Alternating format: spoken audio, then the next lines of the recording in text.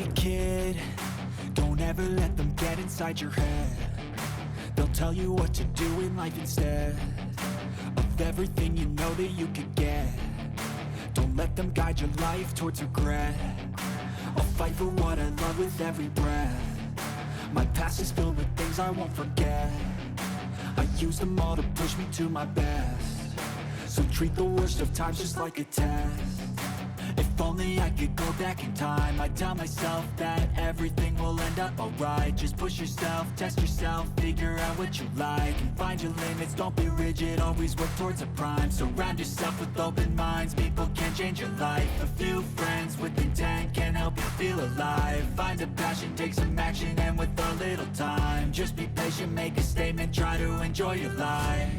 They'll try to kick you while you're down. They wanna rise up while you drown. They wanna fill your head with doubt. They're silently scared that you'll figure it out. I'll make it look like I'm losing, won't bother hiding my bruises. And when they finally think you're wounded, then it's your chance to be ruthless.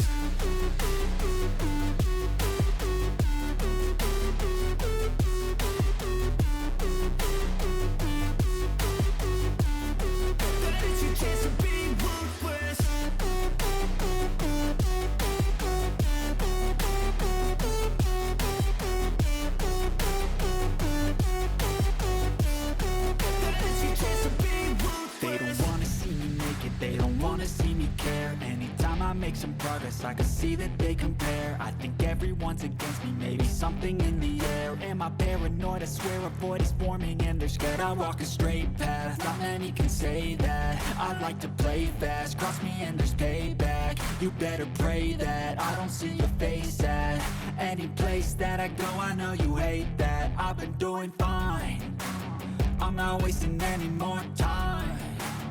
I live for the fight and the climb, and I think that the pain that's deep inside is what defines. So I won't give up, I'm gonna make it to the top. I don't care what's in my way, I swear I'm never gonna stop. I could fall flat on my face and I swear I won't give back up, cause I don't deserve a thing and the road ahead is tough. They'll try to kick you while you're down. They wanna rise up while you drown. They wanna fill your head with doubt. They're silently scared that you'll figure it out. I'll make it look like I'm losing, won't bother hiding my bruises. And when they finally think you're wounded, then it's your chance to be ruthless.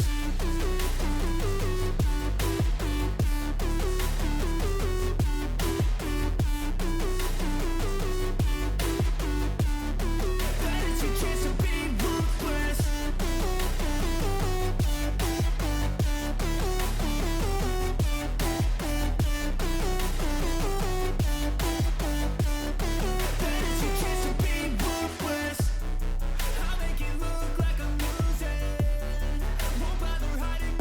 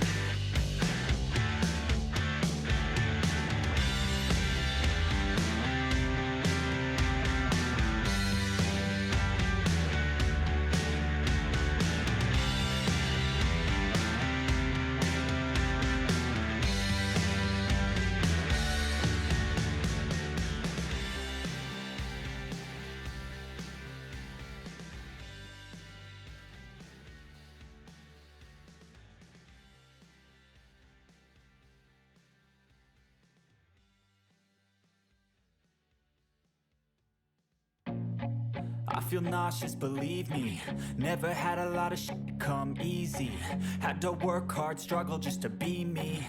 Had to rise up just so they could see me.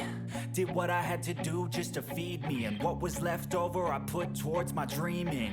But the only thing in life that has meaning are the things you gotta work for, believe me. Take into your hands a plan, your own hands can land your own brand. And damn, I feel like no one takes accountability. They want the credibility, convincingly unwilling to put in the hours it takes to get some power. Don't be fucking sour, take a cold shower. Scream until you're louder, work until you're prouder. And all the doubters, they're just your downers. I swear to God they all let me down. I always fought just to wear the crown. I'm off at these fucking clowns who were all taught they deserve an ounce.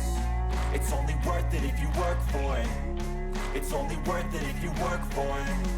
I won't stop till they hear me now. I won't stop till I wear the crown.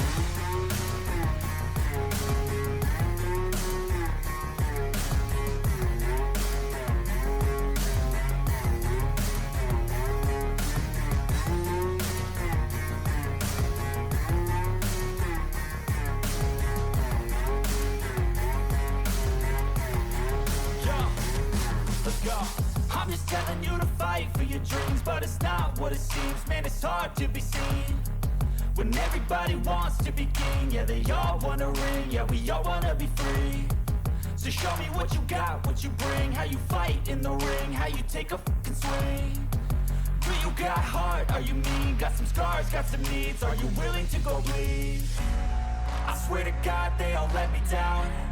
I always fought just to wear the crown. I'm off at these fucking clowns who were all taught they deserve an ounce.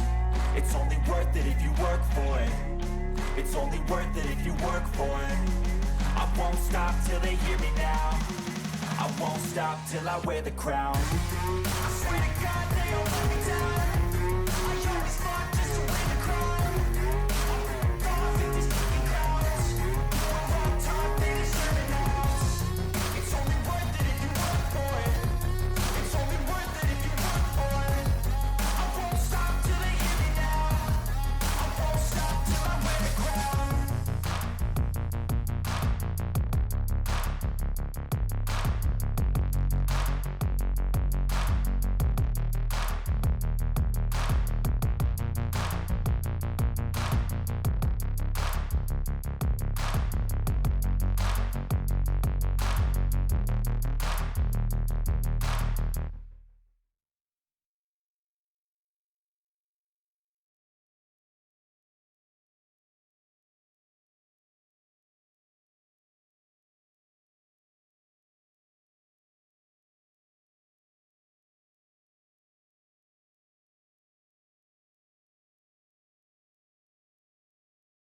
So,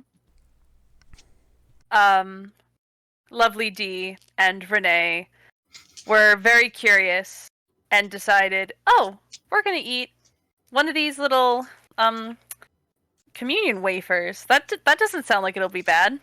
We ate it.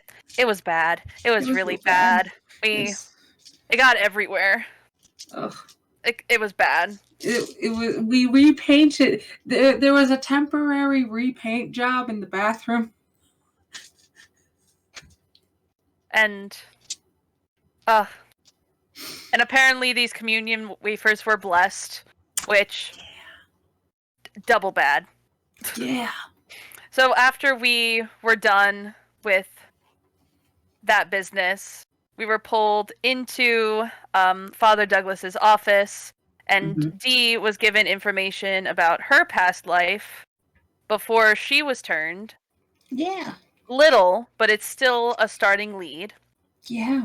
And then Mad Val, Renee, and Dee decided, hey, we're gonna go for a walk and get a knowledge for our surroundings.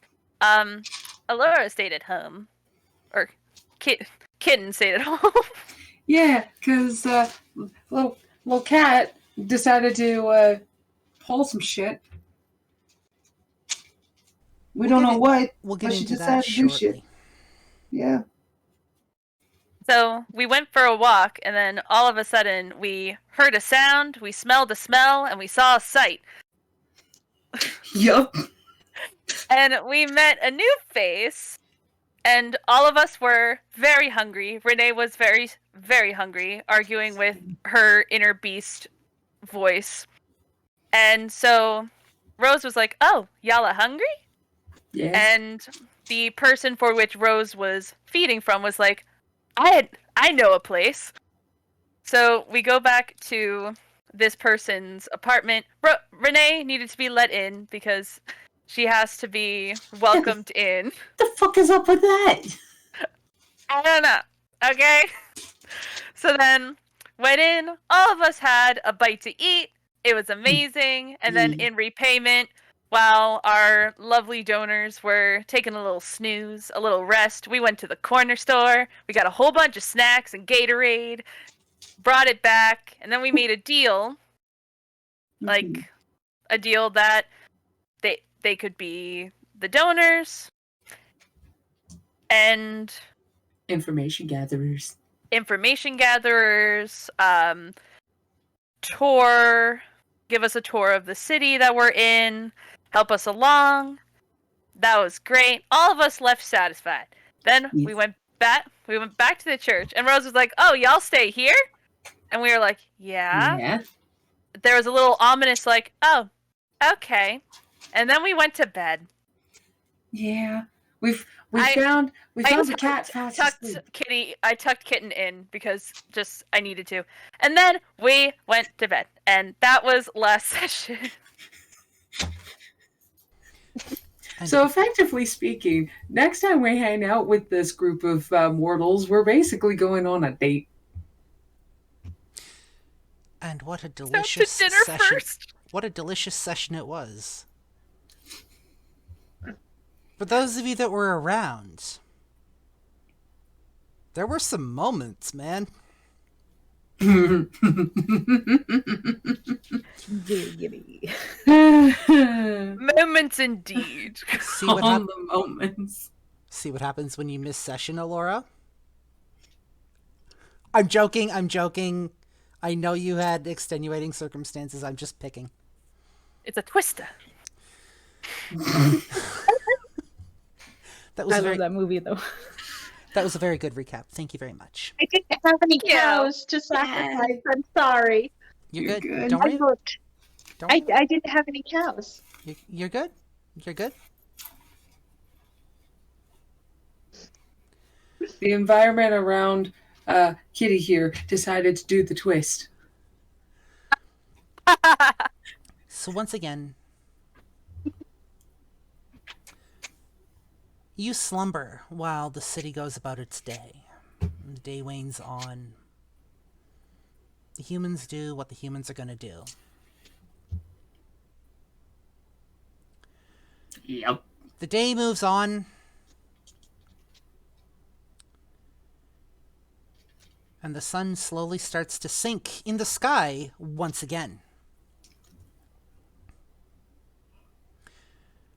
The rising moon can't really be seen on account of it's a bit cloudy out. And it's fucking snowing now because we're having this goddamn storm happening right now. The temperature has been hovering somewhere between -10 and -15 degrees Celsius. Oh.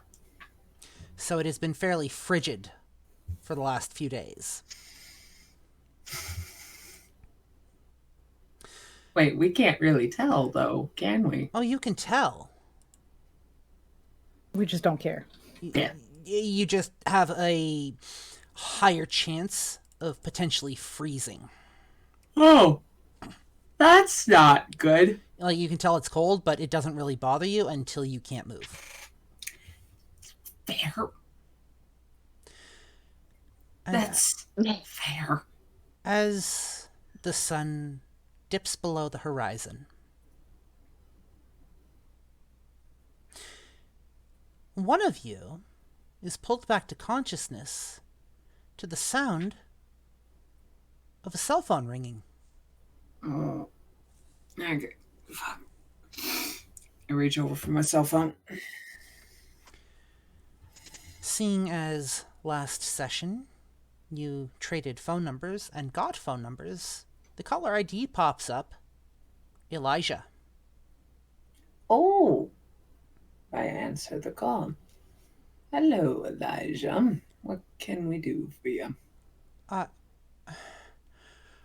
were you serious about being there for us when we needed it? Yeah, what's up? Everything okay? Lydia's gone missing.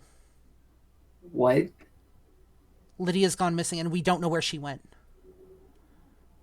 Hold on a second. I put Elijah on speaker and wake the girls up. Hey, it's Elijah. Lydia's gone missing. Elijah, when was the last time you saw Lydia? It's been a couple of days at this point. We just thought she was, out and about again on one of her possible benders, but she hasn't come home. And when we went to look in her room, all of her stuff is there. Did she say where she was going a couple nights ago? She didn't. And we don't know where she went. And just... Breathe. Breathe. I need you to breathe, Elijah. You just hear him take a couple of deep breaths. Almost as if trying to steady himself. It's going to be okay.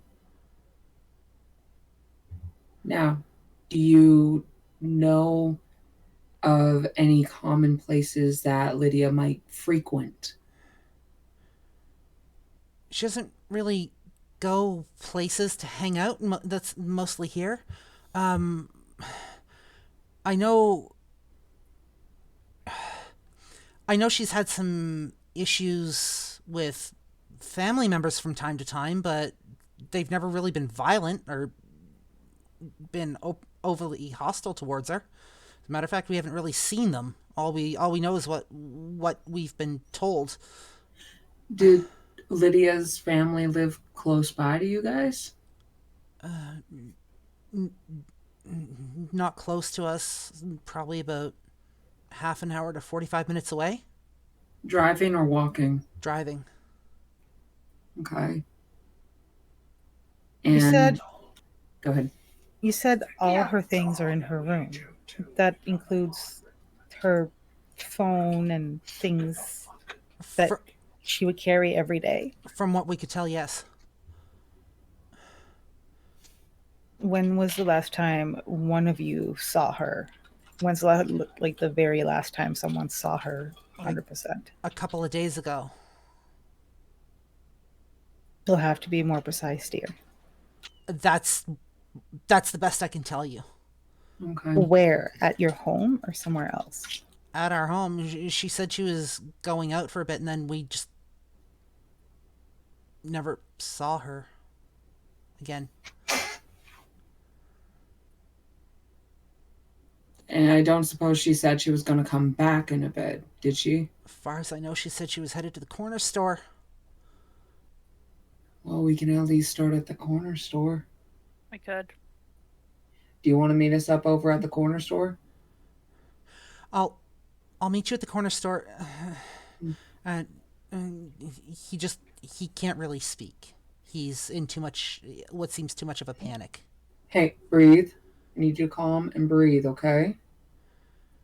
Do you want us to come pick you up first and then go to the corner store? I'll meet you there. Okay. It's the Max just down the street. Okay. Where are the others? They're here. Okay. I'm gonna come meet you. Okay. I'm gonna leave them here. I don't think it's going to be a good idea for you to be alone right now. And potentially have another one of us go missing? Think so? Yes. If we bring them and potentially have another one of us go missing, I could never live with myself. Then we will come pick you up. Yeah, we'll come pick you up. You stay there. We'll come get you, and then we'll go to the corner store, okay? The buzzer number is 702. 702, okay.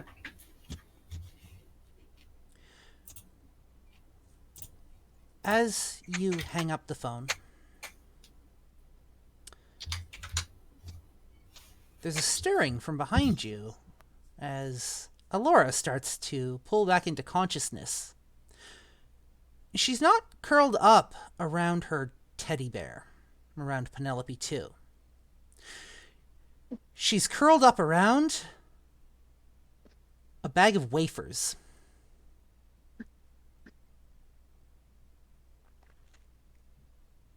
Is that the same bag of wafers from last week? Yep. Hey, kitten. And if you remember, Father Douglas took those. Where'd you get those, huh? Where'd you get those? I just took them back. They weren't yours to take back. You're gonna have to give them back to Father Douglas. I don't want to. Have you eaten any, or are you just holding on to them? We're going to pause there for a second. Who's closest to Alorah? I don't have a clear layout of the room really in my head. If you take a look in your lore, kind of, that's basically what I've got for the room. Who's closest to Alorah? Not it. Not it. I'll be closest to her. You can definitely smell what seems like residual vomit. Oh. Not all of it's coming from her.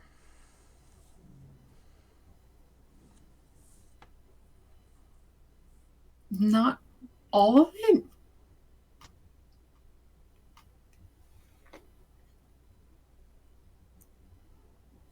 Wait. Kitten, did you have a friend over, or? Could you perhaps share your treat? Make me an awareness roll, Renee. All of us, or just Renee? You know what? I'll give it to all of you. All right. Awareness. I got a 9. I have 3 in awareness. 8, 6, and 5. A 4, a 7, and a 1. Okay. Me too. So that's 2 fails and a success for you. That's 2 successes for Val, and that is 1 success for Renee. Which means you all make it not a problem. As you realize the bathroom door is also cracked open a bit, and it seems to be wafting from in there. I will hold my nose and go to the door. Just gonna follow, putting my shirt up to my nose. I poke my head in. I'm keeping my eye on Kitten right here. I'm giving her the stare down. I'm not backing down right now. Is there someone in here? The toilet seems to be painted a new color. Oh no. As does the tub. Oh. Parts of the wall. And how the fuck did she get that on the ceiling? Putain de merde. Kitten, you're gonna have to clean this up, okay? I close the door and walk away. Oof. And you're really gonna need to give those back to Father Douglas. You chucked it, you mop it. Yeah. Yeah. If we had to clean up our mess, you gotta clean up your mess. Okay.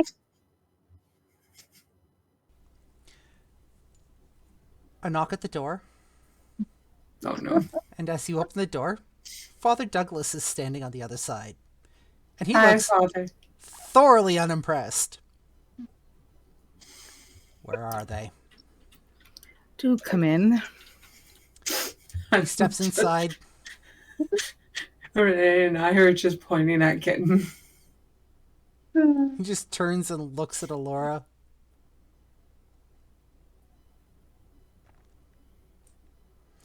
How many did you eat? Oh my god. Wait, Val, how bad was the bathroom? like a handful? That would be your answer. Personally, I would just destroy the bathroom rather than clean it. This time they go in a locked container. Give them here. Kitten. I'll You're hand good. them over. He takes the bag once again by the corner and turns around and walks out of the room. Doesn't say a fucking word. Oh, god dang it. Out of character, this poor man. This poor man. Not my Fucking circus, not my sane. monkeys. Not my circus, not my Is monkeys. that my monkeys? There's a reason why Father Douglas is so powerful. This man a goddamn saint. To put up with a lot of us. Again, you hear him stumble into what might be a box as he walks through the other room, muttering to himself, and a moment later you hear him walking up the steps.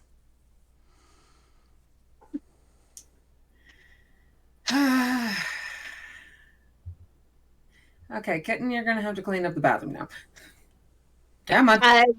I will get up and saunter into the bathroom and start cleaning. Okay. Thank you, hon. In the meantime, we are kind of needed somewhere, so she has to make it quick. Yes. I'll help Kitten with the cleanup. Very Make well. it a quicker process. Very well. I'll supervise.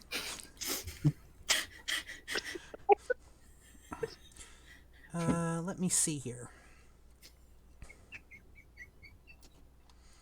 Looking I got a at spot by the toilet. Lest we forget the shower curtains. Lords know they are just saturated in the vomit of 3 vampire women. just make me a straight roll, 1d10 each. Okay. 1d10. I got a 4. Got a 5. Make me another straight roll, 1d10 each. Oh no. I got a 6.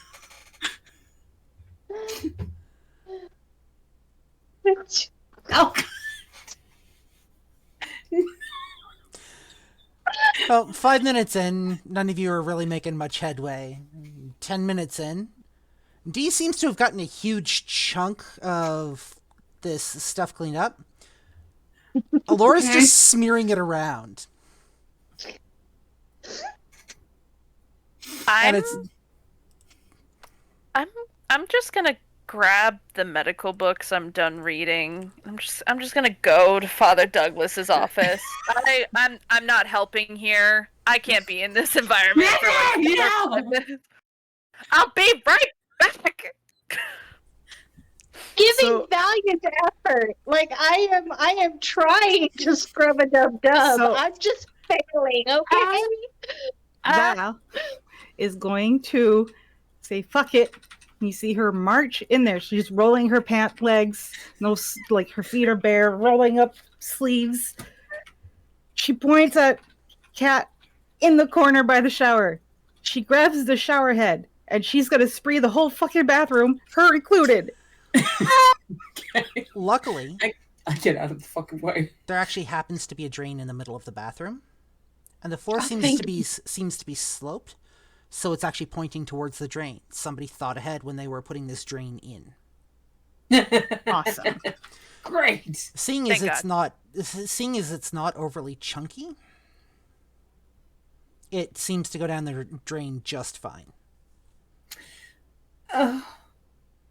Takes you probably Love about that. 15 minutes to get this cleaned up.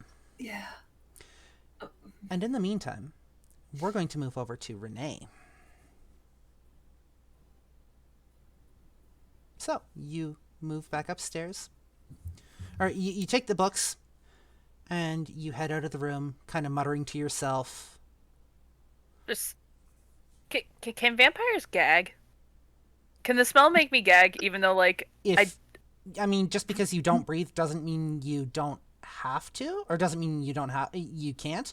I don't know what the rules are. The way I look at it, and I'll check the ruling on this later, but the way that I look at it for the moment is your breathing. When you breathe in, it's used to help scent for things. It's used to bring kind of an awareness of the world around you through your nose, in order to help track prey. All right, so I got all my books. Walking, gonna do a knock knock knock on the office door. Come in. I open the door and I just say, "Thank you. I am finished these. Can I take a couple more?" Already? Yeah. They should be there on my bookshelf, and just grab the ones that look most interesting to you. And as long as you bring them back in decent condition, I don't see why not.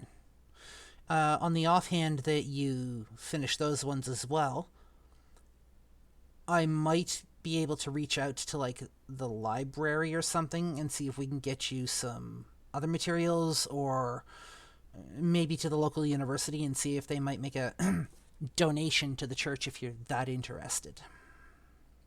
I just have all these medical supplies in my bag and I want to know how to use them.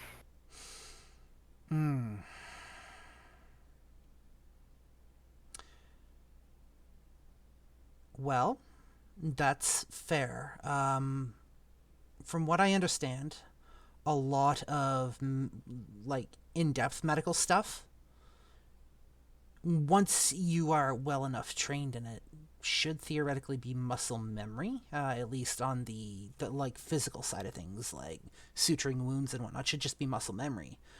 But it never hurts to have that knowledge. So yeah, I don't see why not. Help yourself.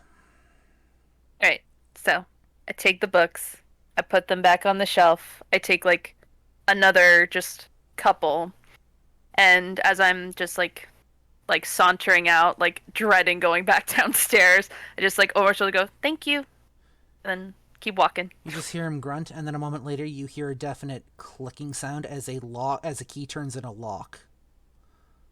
The door's still open, and you hear him muttering something about wafers. So walking, I look at the stairs, just, oh God, I can already smell it. Just walking, just start walking downstairs. So I open the door to our bedroom.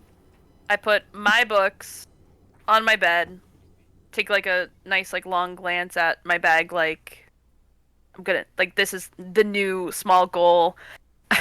Okay, so I walk up to the bathroom, I open the door, I take a look at just the chaos that's Mad Val with the shower head, everyone, and then just close the door.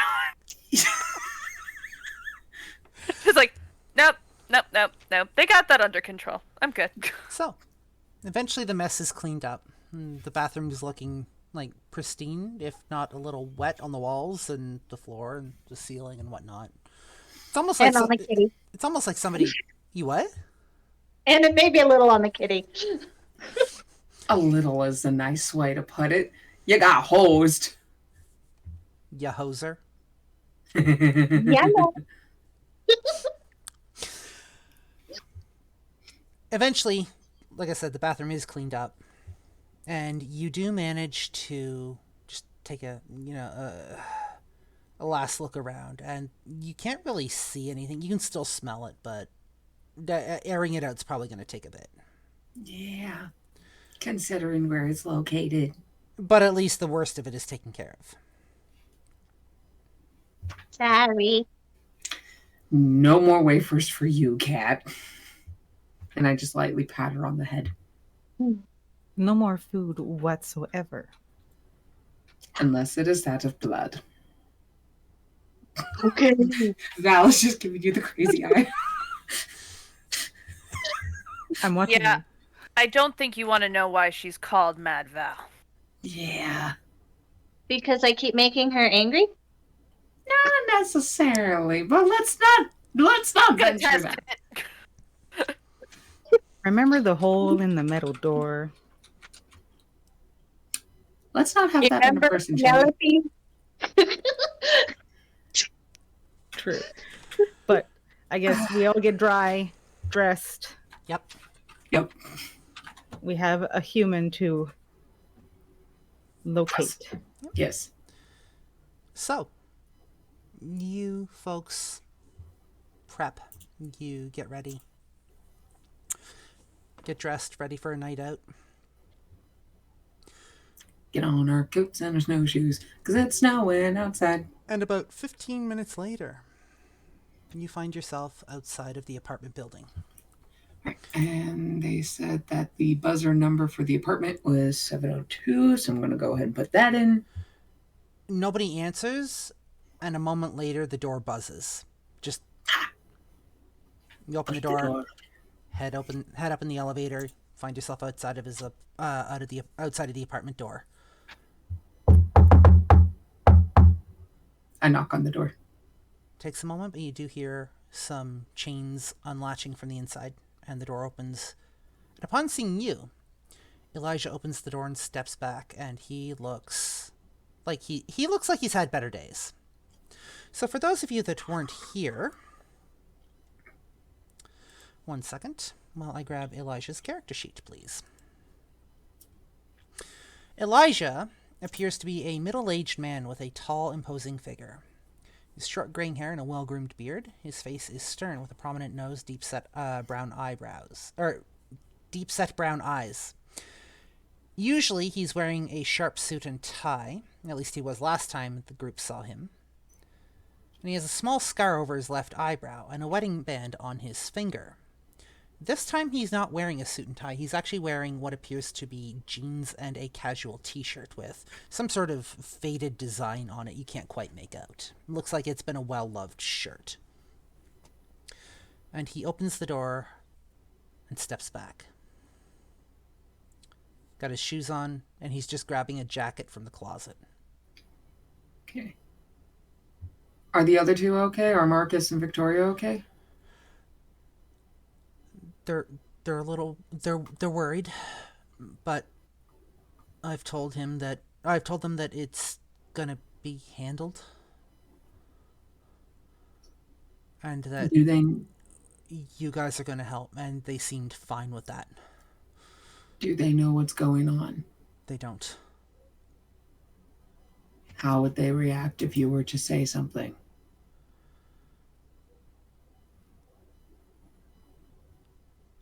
Oh, they don't know what's going on with her. All they know is she's gone. So I mean, they know that she's gone, but they don't know where, why. They know about as much as I do. Okay. Make sure they text if she comes back while we're out. Yeah, you got your phone on you? He nods. We've been in constant communication for the last several hours. Okay. All right, and you got everything you need?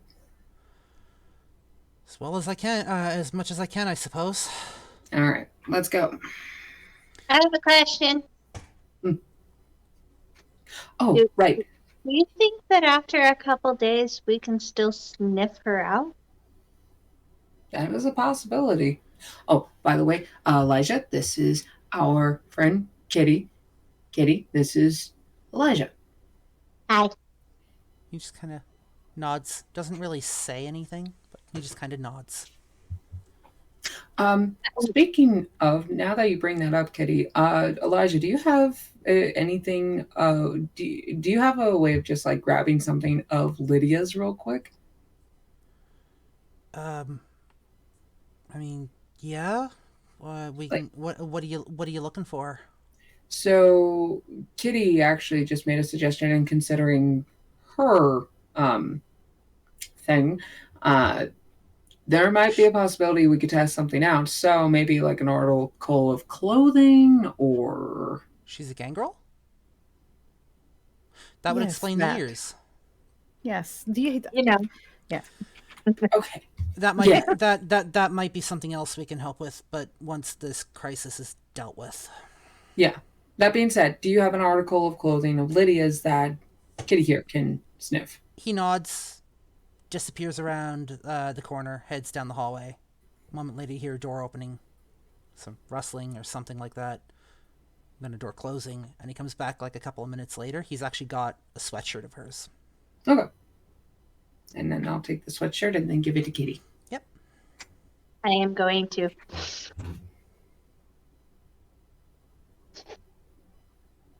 Okay. What kind of roll would that be? Yeah, give me one sec. I gotta figure that out.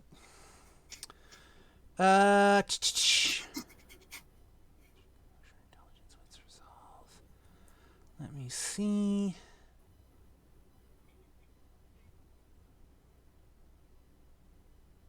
We're going to make that...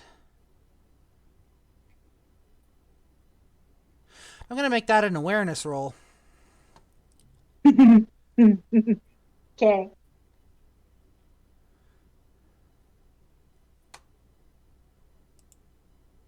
4 and 8. That is one success. You take a sniff of the shirt. And then you try and kind of sniff the air around you. You're not picking anything up. The scents are way too jumbled. It's a mix of like everybody. It seems to be a mix of everybody who's living in this apartment building.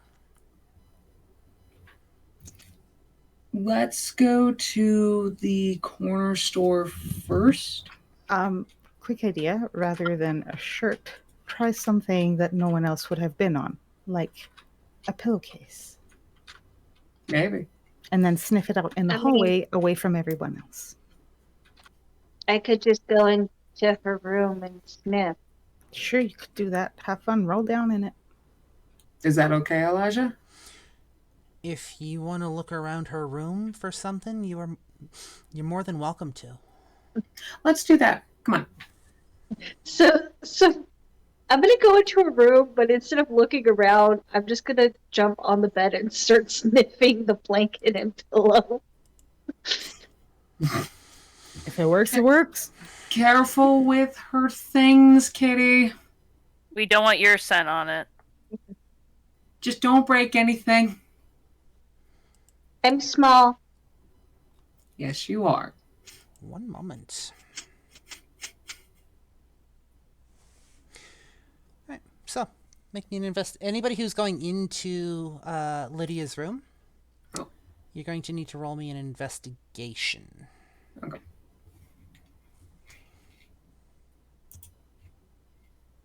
Investigation. Ooh. Investigation. So I have 1 dot in investigation, so that's You roll 1 dice. 1 dice. If you have any hunger... Oh, shit. I forgot to make you guys make a rouse check, so we're going to take care of that really quickly. Because at the beginning of every night, you should have to make a rouse check as you wake up. What's the rouse check again? It's a single D10. It's a hunger die, basically. That would be 10 for me. Okay, so you're good. Yeah. I got 5. Got a 5? Okay. 7. Okay, you're good. Hold on. Okay, yeah, I got a 1. Okay. So, Alorah, you've actually failed your rouse check, so you're going to take a dot in hunger. Put a dot in your hunger track. As for Dragon... I still had a dot of hunger from last week, too. Yep. You're not always going to go back to 0. You're going to have to give me a second, though, because I have to figure out what it means when you get a 1 on a rouse check. Bear with me. You're a little hungry. A little peckish. Good thing Marcus is home. I expected to be hungry considering the wafer debacle. So those of you that succeeded your rouse check take nothing. You gain no hunger points. For those of you that failed, you are lucky that a 1 does not count as a critical failure. You each take 1 point of hunger on your hunger track.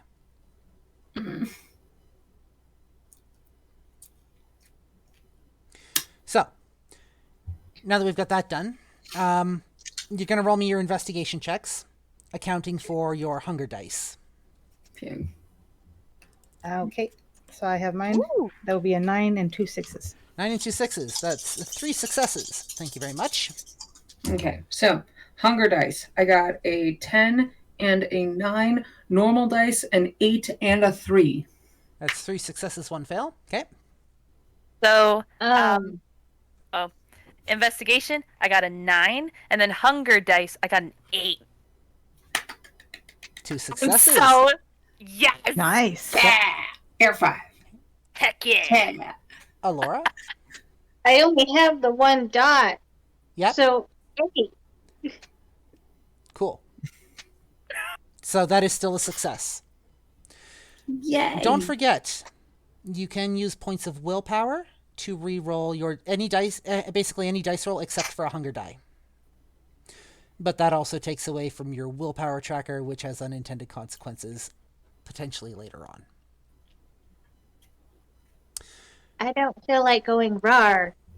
No, you Yes. don't. So the hunger dice rolling that doesn't mean that you necessarily go rar. What that means is that you did succeed in your investigation check, and you're not like succumbing to the beast or anything like that, and you are not. Your beast isn't like taking over to force a success, right?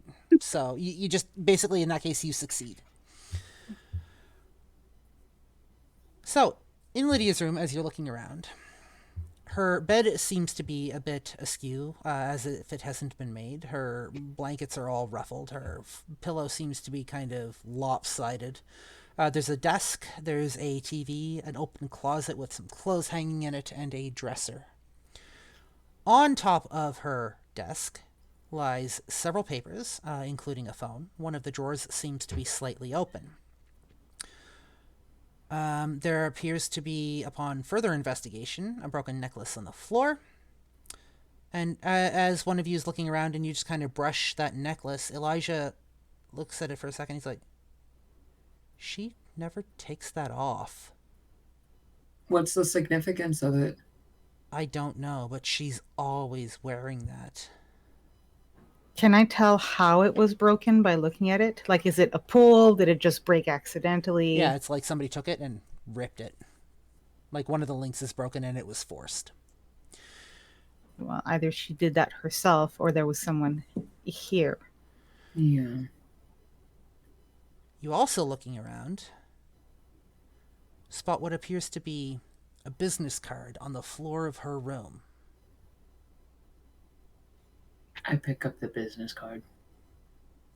It's for some place in a adjacent district to the city. It's almost like kind of a neighboring city of St. Albert. Or not St. Albert, sorry. Sherwood I'm pretty sure it's Sherwood Park. Let me double check. or Spruce? Give me 1 second. Let me pull it up. Sherwood Park. For a place called the Word of Life Tabernacle. Would I be able to smell if there was somebody else, like, in that room? Or would I just be confused by everybody being in there? You got 1 success. You'd be a little more confused by everybody being in there. Okay. As you pick up the business card and look at it, Elijah groans. You know of this place? That's where her family attends. She left for a very good reason. Said she wanted nothing to do with them anymore. That necklace, out of character, that necklace, does it have a crucifix on it or any Nope. charms on it? Or is it just a regular chain necklace? No, it's a regular chain necklace. It's got a little decorative butterfly on it. Okay. Thin gold chain then, or a thin silver chain? It's kind of like this one here. Okay. Oh, where's the butterfly on it? Hanging down at the bottom. At least it should have been. It's not like attached to it or anything. It's just hang on. It's like somebody ripped it off and dropped it on the floor.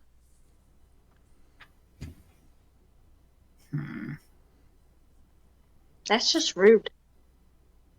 Why? He remains quiet. Go ahead. I was about to say, why? Why would she have a business card for this place then?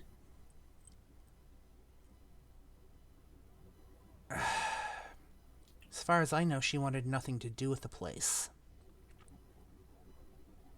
Unless Maybe she's not the one who dropped it. And I do I was- know that she left for a very good reason.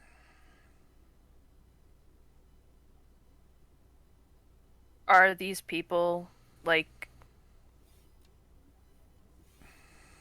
would they possibly take her? Are they that bad? From what she has said, they're religious fundamentalists. Oh. Hearing Elijah, out of character, hearing Elijah describe the family dynamic that Lydia had apparently described to him, does this trigger any memories for D at all?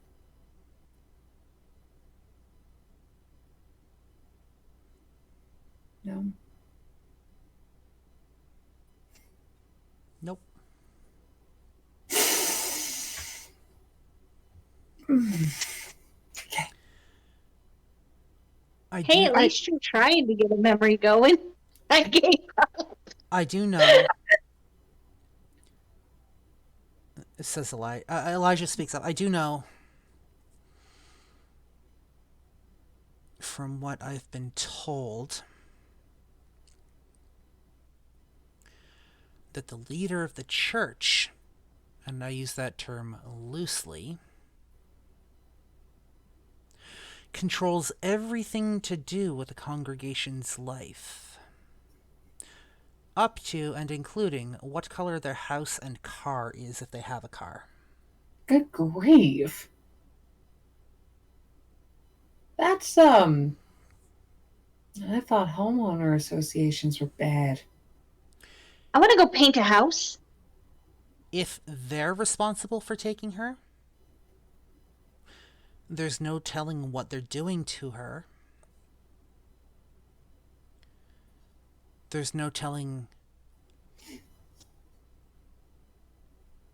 what they're planning. But I do know that the way she talked about that place, I wouldn't wish it on my worst enemy. Are they a fucking cult? That's the impression that I got. I think they're worse. I would not be surprised. So is that a no on paint? Depending So on where the paint's coming from. I might be able to do something to get us more information. This is out of character. But it is like fairly high level, and given our memory loss, I don't know if I can do this without knowing that I can do it. We're going to say there's some things that you do know how to do, such as using certain vampiric abilities.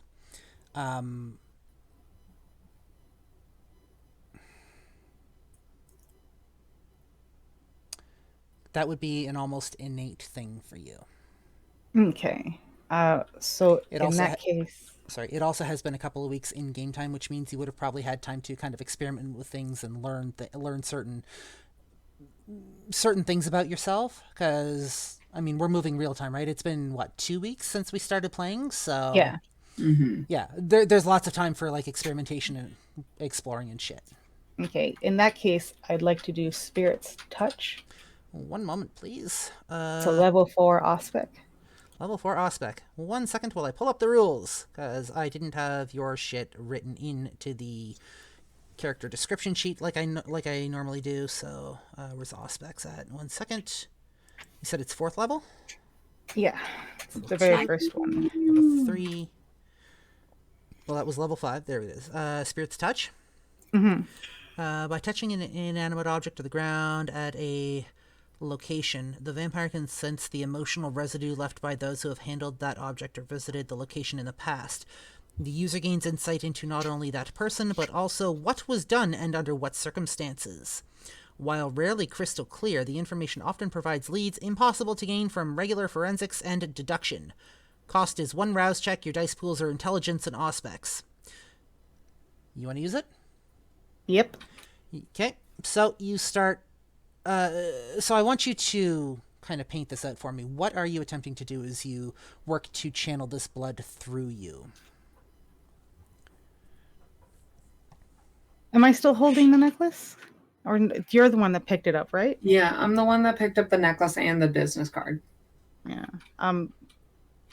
Let's just say that Val has a gut feeling. She wants to inspect the chain herself.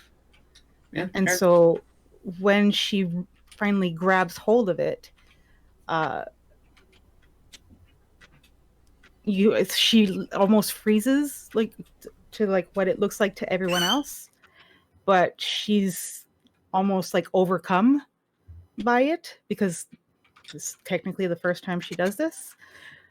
So it takes her a little bit to get a clear picture of what is happening, but the rest of the room slowly fades as, I guess, the memories and everything that's attached to that particular necklace comes to the forefront.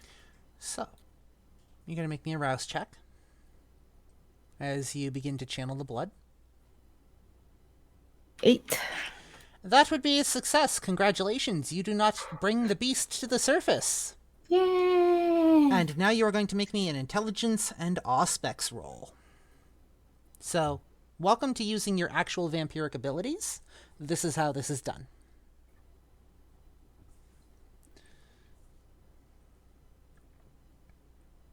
Sorry, I have to count a lot of die.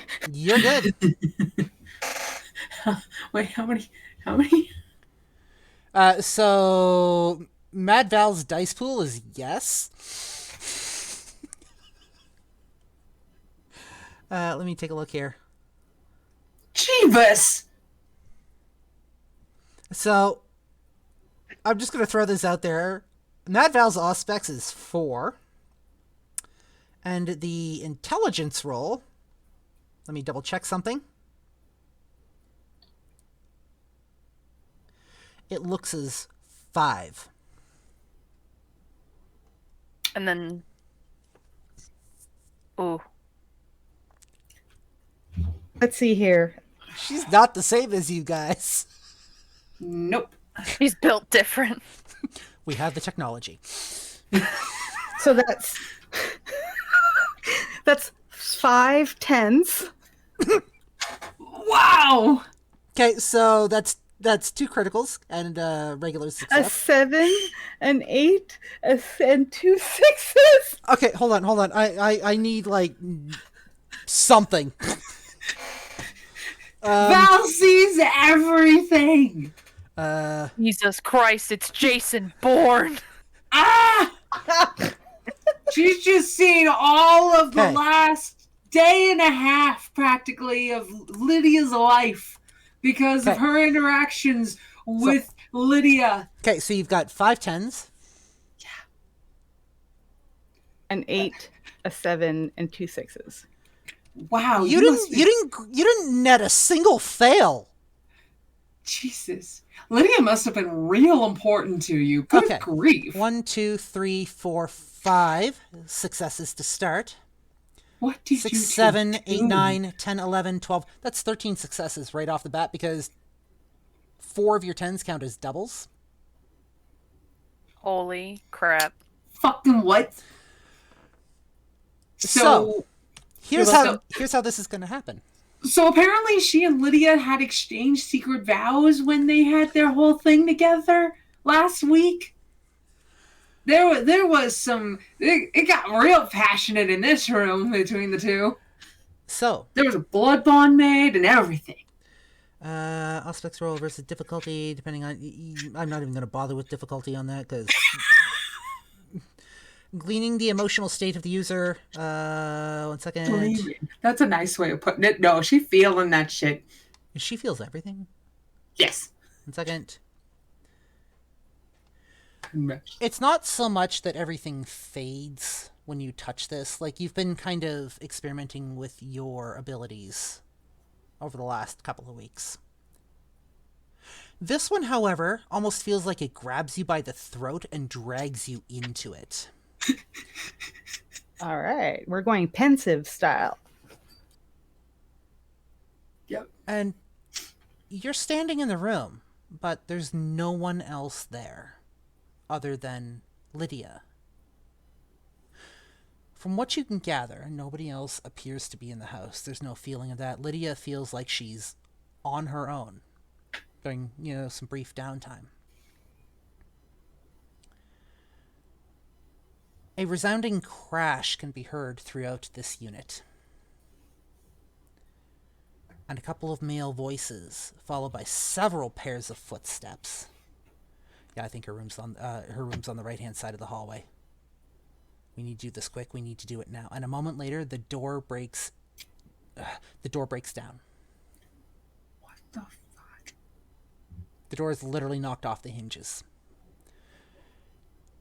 Two men stride into the room. There is a very short-lived struggle in which you can see the necklace being ripped off of Lydia's neck. You can see the business card floating down from somebody's pocket, unnoticed. You can hear Lydia screaming at her father, apparently, and a moment later she's gone. But the roommate said that they saw her.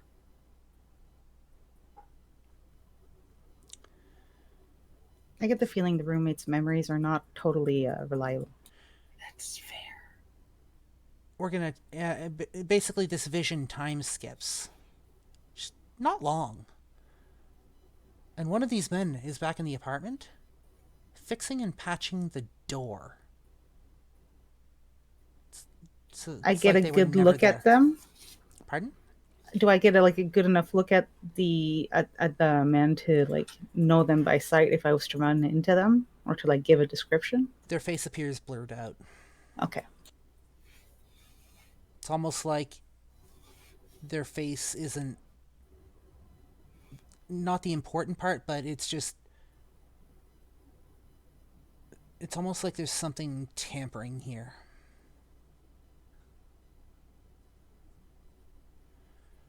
And then, not long after, the man's gone. What is interesting to notice, however, is that at no one time during this entire encounter did anybody else make an appearance in the apartment, almost like nobody was there. And then the scene starts to fade, and you pull back, almost like you're slipping as this vision lets you go. And you're standing there with this chain in your hand that Dee is holding. Val. For those of you that are watching this, it's literally just a split moment. Just a moment that she's frozen before she starts to come back to it. Val, you alright? Paper. Pencil. Paper and pencil. Paper and pencil. Right, Elijah's got one right in front of your face. I'm looking. Elijah's got one right in front of your face. Okay. And essentially, what Val's going to do is she's going to sit down and draw out through all the pages, little scenes of what she was seeing. Okay. Fair. Quick little 5-minute sketches. Sort of, yeah. Yeah. They're surprisingly good for quick, dirty sketches. Okay. You are going to make me a craft check. Ooh.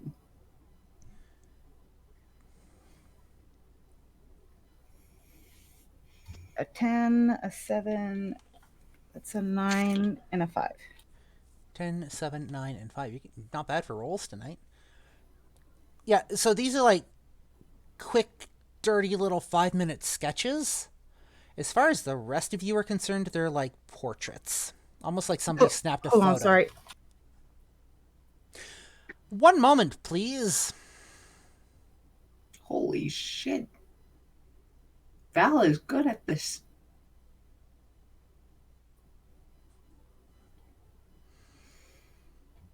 You know, she could totally make a good chunk of cash with her 5-minute sketches. Totally could. Yeah. I can barely do a stick figure. You can tell she's done this before. Many, many times. Because you don't just develop that overnight. And it takes years to, like, gain those abilities. But these, like, 5-minute... You're good. These, like, 5-minute sketches, they're, like, full-on portraits. Almost like somebody took a picture. And this is not a skill that you gain overnight. This is, like, muscle memory shit. I don't even know what my art skill level is, or if I even have one. Dang. All right, so once she's finished with all the things, she's just going to hand it over to you guys and be like, I touched the neck. When I touch objects sometimes, I've been getting weird feelings, but never anything like when I touched that thing. You saw this. Like it was happening in front of me. Elijah kind of looks over at Val. You've been practicing in channeling the blood. I suppose. You've been tapping into your abilities. Apparently I'm a natural. She's going to quickly go walk to the door, the one that's been fixed, and like touch the hinges and stuff. Mm-hmm. Is the putty like did he do a good job fixing it, or does it, like, if you look you can tell that it's been fucked up? He did, and to the average person it would seem fine. To you, however, because you look for the beauty in things, you look for differences, you look for the minute details, these are not the hinges that belong with this door. And that putty is that like spackle and whatever holds the hinges in. Yeah, that's like brand fucking new. It's Okay. not very old. So I'll wave to Elijah to like point it out, be like, this is all new.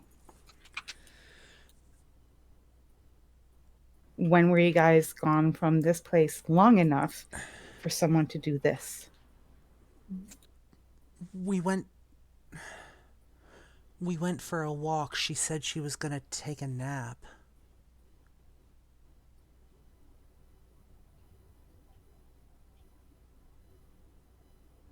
And he just stares,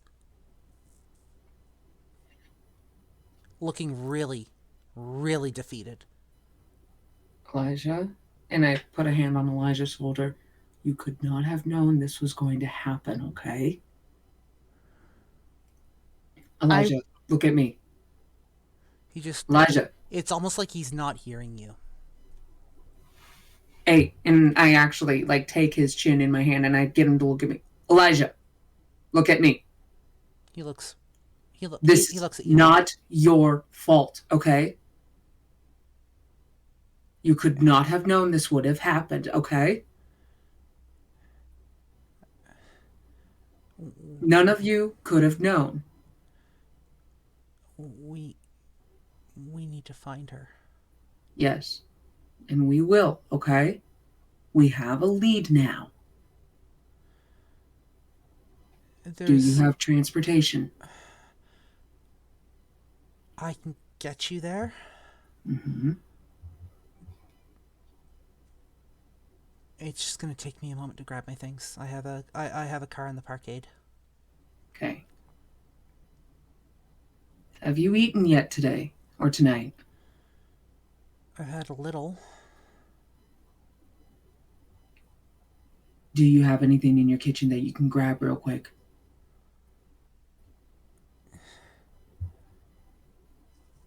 Not quickly. Okay. It was supposed to be grocery day today. Okay. Out of character, does he look like he's about to fucking faint from lack of food? No, he doesn't look like he's going to faint from the lack of food. He looks like he's in shock and potentially haunted. He looks like he looks like he's literally taking this all on himself. Where are the other two at the moment? Yeah. From what you can tell, they might be in one of the other bedrooms. But I'm curious to know, Renee, Alorah, what are you two doing? Because we bounced off these two for a bit. I have, because Mad Val just tapped into her senses, so I'm like, what the heck do I have that could help? So I'm like, and because like I'm the one who drank from Lydia last time, if I remember correctly. Yep. I think you're right. Yeah. You are. Oh, So yeah. I'm just like, because I know that I have both Bloodhound, but I do have Aspect with heightened senses. Mhm. So I'm just trying to like remember like the taste and like what I tasted and could smell from when I drank from her. So I'm just trying to like really like get her scent in my nose to from like whatever Alorah is sniffing. I'm also sniffing around like different things. So like a pillowcase, like maybe like there's like a dirty laundry pile, like a shirt, like even the necklace. Just trying to go around and then like get a different scent from the card or just anything to like really get it. So then, because I know. Because, like, we've been together for 2 weeks at this point. I know that Dee is going to investigate the hell out of everything. Yep. And we all... So I really want to try to just, like, take... Like, really go in and try to get as much of a scent and really, like, look at even the tiniest details of everything. Are you actively, like, focusing on channeling channeling the blood within? Yes. Okay. You don't have to make a rouse check for this one according to the rules. You have to make me a wits and a resolve check. Ooh. Is that just 1d20? That is one so dice? You look on your character sheet and you find how many points you have in wits, and then you find your resolve and you make me you add those two totals together. So right. your Five. resolve is 4, and then your wits is Hold on. Nope, I'm looking at the wrong sheet. 1 second.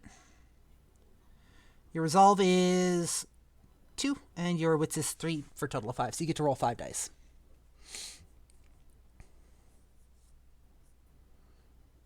Oh, crap. So I have... Did you account for any hunger dice you might have? Oh, 1 hungy. Okay, so you get to replace 1 dice. I'm going to make you re-roll those with the hunger dice. Yep. So 4 and 1 hunger. And the hunger. So the hunger dice is 5. Okay. And then the rest are... Oh, I'm struggling. It's a 5, a 2, a 3, and a 6. So your hunger dice is a fail. Your 2, your 3, and your 6? 2, 3, 5, and 6. Okay, so a 5 and then a 2, 3. So you have 2 5s, yes? Or just 1? 1 5. Okay. 1 2, 1 3, and 1 6. You're missing a dice because you should have 5 dice altogether, not 4. And if you've already rolled your hunger dice, you're just going to go ahead and roll a regular dice. Okay. That's a 6. So you got 2 6s. So 3 fails, 2 successes. Mm-hmm. You're starting to get kind of an idea of what Lydia's scent smelled like a week ago. Kind of, you can picture it in your mind, right? Considering the blood that you've had from the bags has been kind of, it's not been the greatest. This was like hot, fresh from the source, something you're going to remember for a long time. You can smell her all around this room as you channel and force this blood through your veins, and you channel it to basically do what you need it to do. You're specifically focusing on scent? Which scents are you using? A smell. Smell. You can absolutely smell her all around. You can smell the couple of other men that were potentially in this room as well. You can smell the fresh paint all of a sudden from the door. You can smell the anger, the angst. You can smell the absolute determination, and you can smell her being absolutely terrified. Like she knew what was coming the moment that door broke. It's just all permeating the air all at once.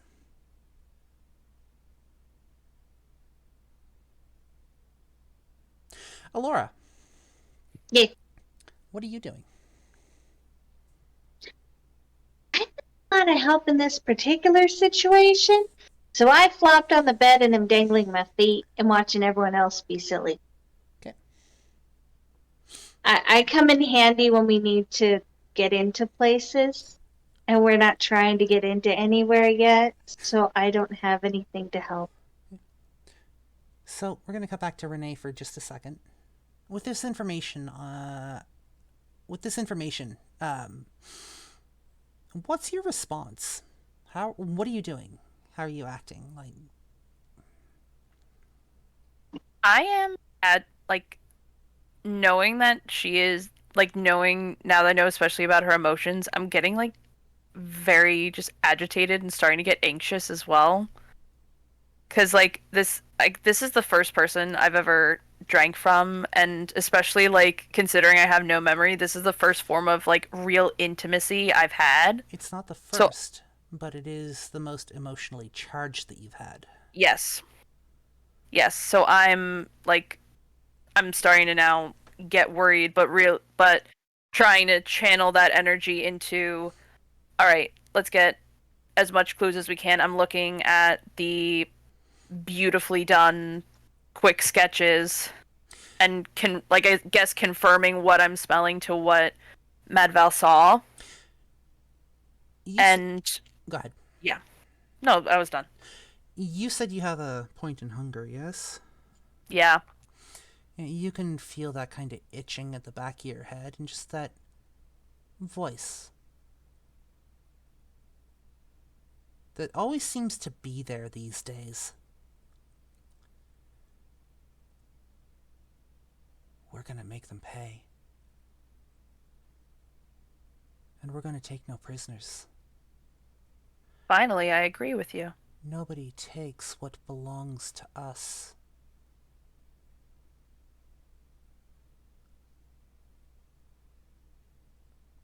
In due time, in due time. You can just hear the contented purring. I feel like if the voice had an actual person, Renee would be patting it on the head right now. In due time. In due time. Cutting back. Yeah. Sorry, go ahead. You said, yeah, I agree with that. You can hear, almost feel the purring. And a need for just wanton destruction. We're gonna have a fun night now, aren't we? As for the other two, Dee and Val, what are you two doing? You can almost see this flicker in Renee's eyes. Just something cold and predatory for just a moment. I think I need a snack. I'll be back. I'm going to go bring Elijah to the kitchen so that way he can get himself some water, calm the fuck down. Okay. Because we don't need an emotionally distraught Elijah driving right now. He grabs his keys, grabs a couple of cookies from a package. Take the package. And he waits for you by the door. If I eat any more than this, I'm going to throw up. Okay. Get Fair. yourself some water then. I am managing what I can. I appreciate the concern. My concern right now is Lydia. Yeah. I look to the others. What are they doing? I'm ready to head out. Let's go. Okay, what about Val? I stopped by Jessica's room to grab a snack. Yep. Before we go. Yep. And she has absolutely no problem with that whatsoever. She's actually kind of happy to see you. Yeah, I figure, release Sorry. some tension. Jessica or Victoria? Victoria. All right, Victoria. Yeah. Victoria has no problem with that whatsoever. She's actually quite happy to see you.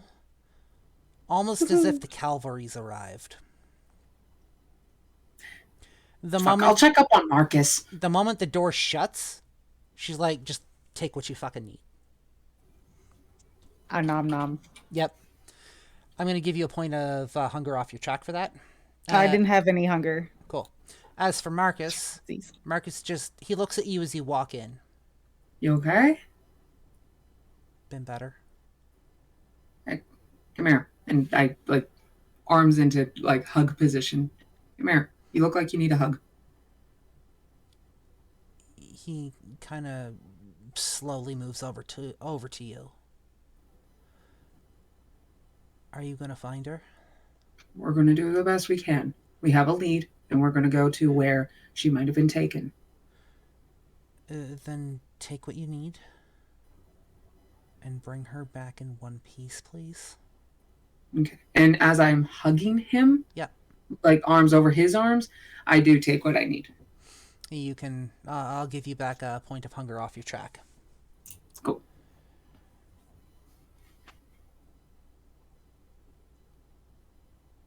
Elijah waits for you. Elijah's waiting by the door as you all kind of gather yourselves. Get what you need to get. Do what you need to do. And not long later, you guys are down in a dimly lit parkade in this beat-up old car that can somehow still fit the four of you plus him. You're surprised it's still able to drive, but it apparently holds up really well. Backs out of the parking spot. Heads for the door. Shotgun.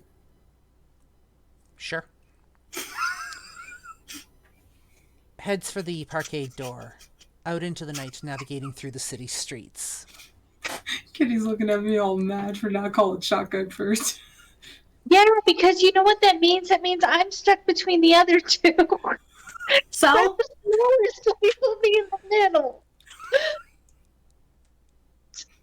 And as you guys move out of the city, well, the city proper, the city lights fading behind you into kind of a dark open road, Elijah remains silent. He doesn't really say much. And that's where we're going to pause for break. So, bear with me for one moment. We'll be back in about 15 minutes. And we'll see you guys on the flip side.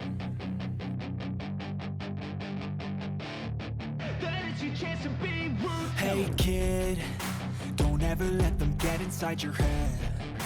They'll tell you what to do in life instead of everything you know that you could get. Don't let them guide your life towards regret. I'll fight for what I love with every breath. My past is filled with things I won't forget. I use them all to push me to my best. So treat the worst of times just like a test. If only I could go back in time, I'd tell myself that everything will end up alright. Just push yourself, test yourself, figure out what you like, and find your limits, don't be rigid, always work towards a prime. Surround yourself with open minds, people can change your life. A few friends with intent can help you feel alive. Find a passion, take some action, and with a little time, just be patient, make a statement, try to enjoy your life. They'll try to kick you while you're down. They wanna rise up while you drown. They wanna fill your head with doubt. They're silently scared that you'll figure it out. I'll make it look like I'm losing. Won't bother hiding my bruises. And when they finally think you're wounded, then it's your chance to be ruthless.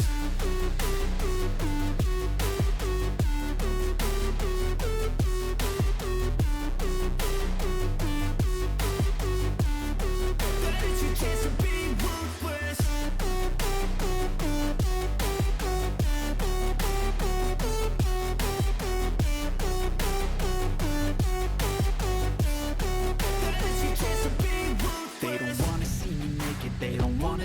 care. Anytime I make some progress, I can see that they compare. I think everyone's against me, maybe something in the air. Am I paranoid? I swear a void is forming and they're scared. I walk a straight path, not many can say that. I like to play fast, cross me and there's payback. You better pray that I don't see your face at any place that I go. I know you hate that. I've been doing fine, I'm not wasting any more time. I live for the fight and the climb, and I think that the pain that's deep inside is what defines. So I won't give up, I'm gonna make it to the top. I don't care what's in my way, I swear I'm never gonna stop. I could fall flat on my face and I swear I will get back up, cause I don't deserve a thing and the road ahead is tough. They'll try to kick you while you're down, they wanna rise up while you drown. They wanna fill your head with doubt, they're silently scared that you'll figure it out. I'll make it look like I'm losing, won't bother hiding my bruises. And when they finally think you're wounded, then it's your chance to be ruthless.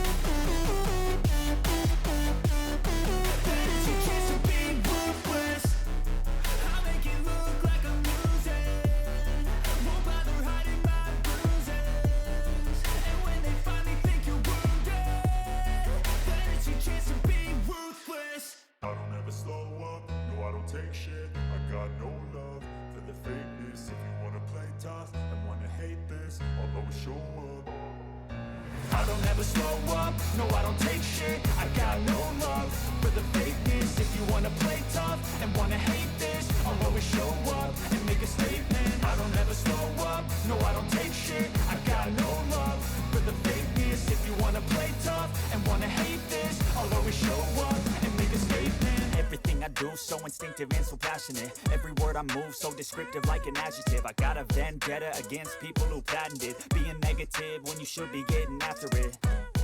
I got facts over tracks, this and that, spitting slow, spitting fast. I could roast, I could gas, think I'm okay at last, but I don't know if that can erase all the past. And the pettiness, a reflection of the emptiness. Hilarious, you think you're worth my time, you're delirious. Mysterious, because you hide behind a fake exterior. Inferior, you know I'll always be a bit superior. Get off of me, this ain't no humble brag. I want you to hear words, you can say them back. I want you to feel free from the chains at last, and to believe in what you got, it was built to last, yeah. Now that I've been put through hell, I never got anyone's help, I had to do it all myself.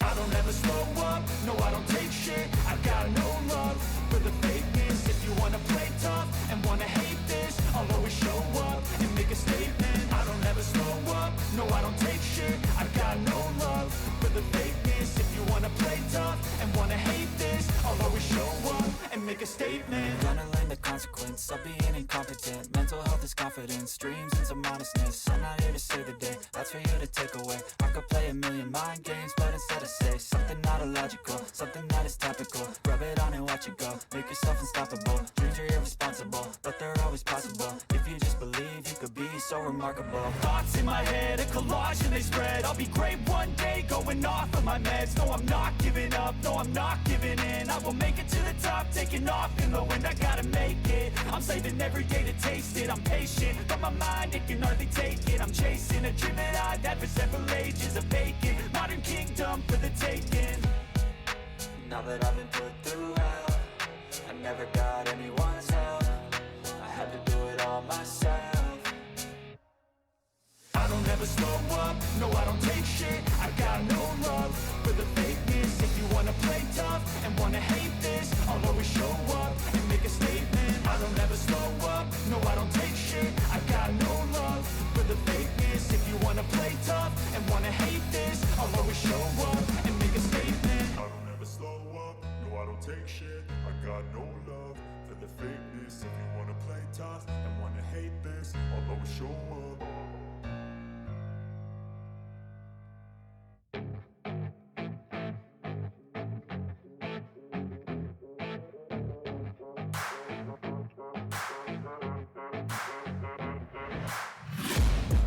taking shots at the enemy. I'm gonna make it to the top, leave a legacy. If I got something to say, you better let me speak. Turn it up a new degree, bitch, you ain't seen anything. I pop off with the new rock, electronic, blow the sonic roof up. I'm too honest when I take a few shots. They're too toxic, need to take the noose off. And you cannot save me, 'cause I don't need saving. It's everything I've been chasing, all here for the taking. Don't wanna test your luck with me, I think I've had enough disease. I'm sick of all the bad thoughts, people who are half-nots. You were not as tough as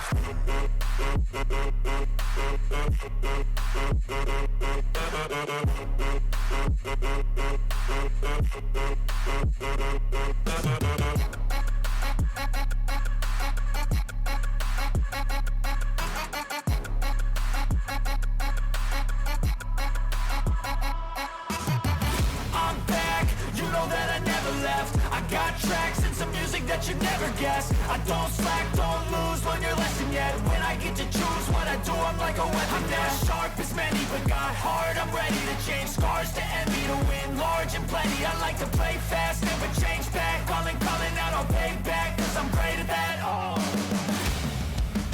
you cannot save me, 'cause I don't need saving. It's everything I've been chasing, all here for the taking. Don't wanna test your luck with me, I think I've had enough disease. I'm sick of all the bad thoughts, people who are half-nots. you were not as tough though. Don't wanna test your luck with me, I think I've had enough disease. I'm sick of all the bad thoughts, people who are half-nots, who are not as tough as me. Don't wanna test your luck with me, I think I've had enough disease. I'm sick of all the bad thoughts, people who are half-nots, who are not as tough as me.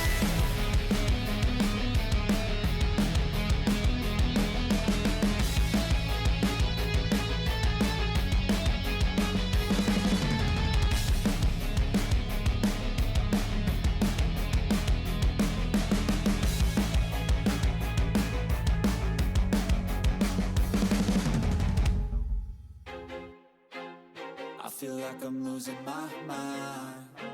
Is everybody in the world blind? Please, Lord, give me a sign, a sign. I feel like I'm losing my mind. Is everybody in the world blind? Please, Lord, give me a sign, a sign. I wanna be the greatest. Everybody on the fake shit. I look around and feel like everybody is the fakest. I make this every day and I'm impatient, hoping one day I blow up from the basement. Statement, the top is so vacant. I don't hear shit that I think is amazing. Waiting for my day when I'm playing sold out shows for 1,000 faces. Hey, give me that crown, get in my way and to be put down. It ain't your place, no, this my town. If I want that shit, then I'll get it right now. I'm losing it, the noose it fits, some losing shit, a stupid myth. You choose to live or choose to dip, you choose to fight or lose your grip and lose a gift. Oh, I feel like I'm losing my mind.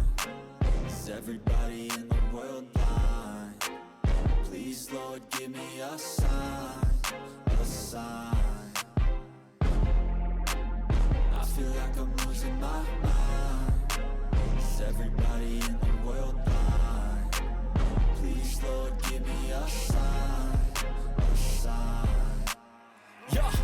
There's no mercy in this world, just hunger-thirsty persons in different versions. Each new update, that shit worsens. Why? Pull back the curtain and you'll see the different vermin.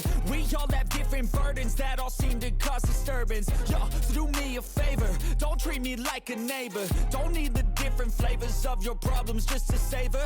I've got my own issues, I need a comb to get through. Don't need to groan with you, just go get your own tissue. I feel like I'm losing my mind. Is everybody in the world blind? Please, Lord, give me a sign, a sign. I feel like I'm losing my mind. Is everybody in the world blind? Please, Lord, give me a sign, a sign. That's it, the end of the song. Next time you'll sing along. Trust me, there's nothing wrong. I just need to carry on, cause society's a myth, put there to make you sit. Listen to what they give. Don't ask questions, shut your lid. Yeah, don't ask questions, shut your lid. I need to run away from this and go get off the grid. Feel like my brain is overloaded, man, I'm losing it. Don't let them tell you what to do, man, they don't know shit.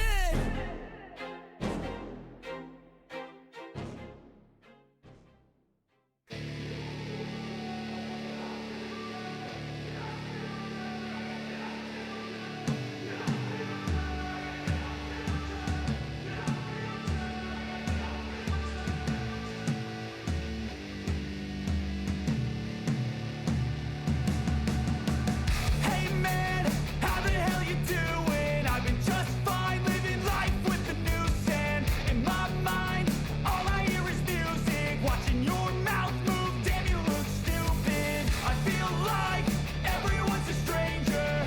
Small talk with your narcissistic neighbor. She's real hot, but they said to never date her. I agree, but you did and I hate her. You wanna get away? You better get in line. Won't go another day of wasting any time. I've got a lot to say, can't hold it in this time. Got no filter, I got no filter. No filter, I got no filter. No filter, I got no filter. No filter, I got no filter. No filter, I got no filter.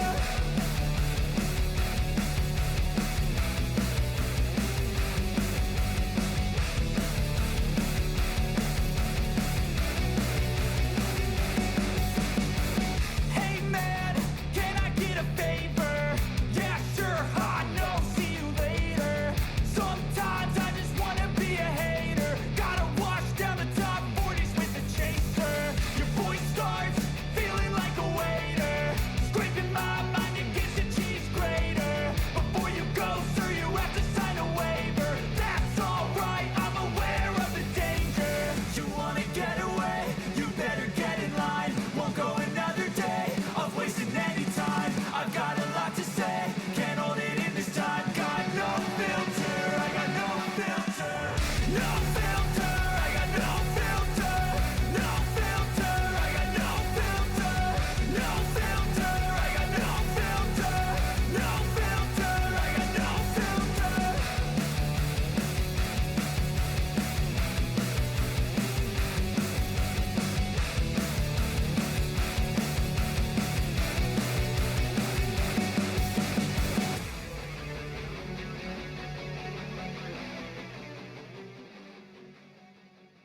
You're so cute. I can't. This debt. I'm saving that. At one point during this night, it's gonna be like Marli just like destroying somebody. I'm just like, oh my god, she's still so cute. I can't. It's like that song, Blood and Glitter.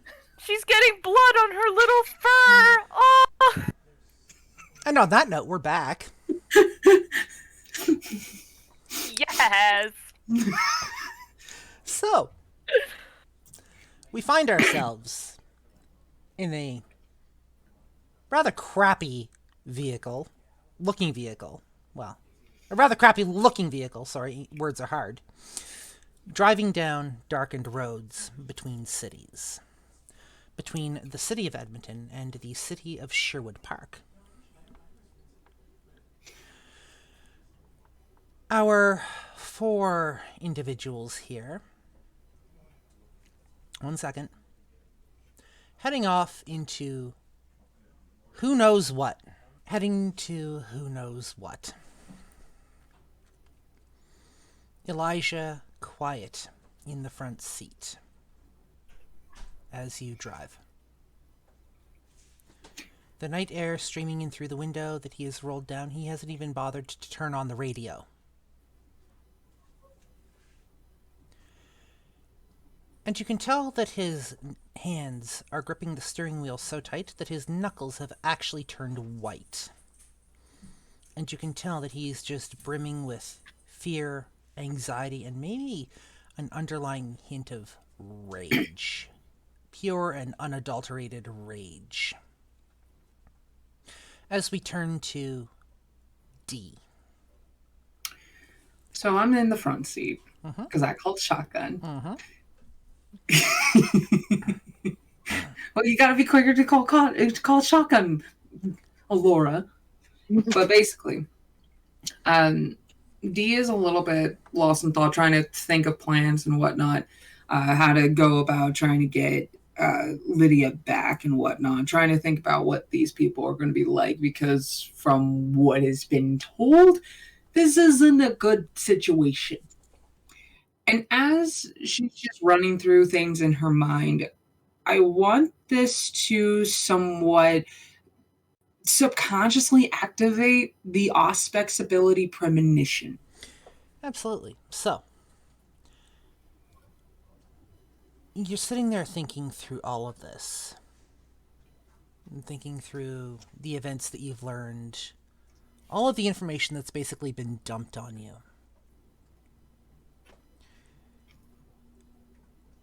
And you can feel kind of the blood coursing around inside of you. You can feel it start to not warm up, but make itself known. Almost like it's bubbling inside of you, without the bubbles. As you subconsciously channel.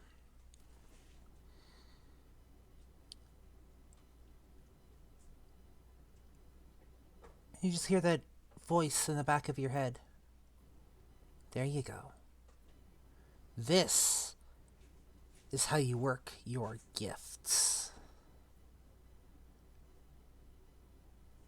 Embrace it. And with that, I'm going to get you to roll me 1 moment.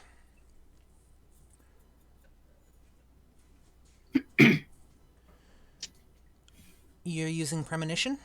Yep. Okay, 1 second.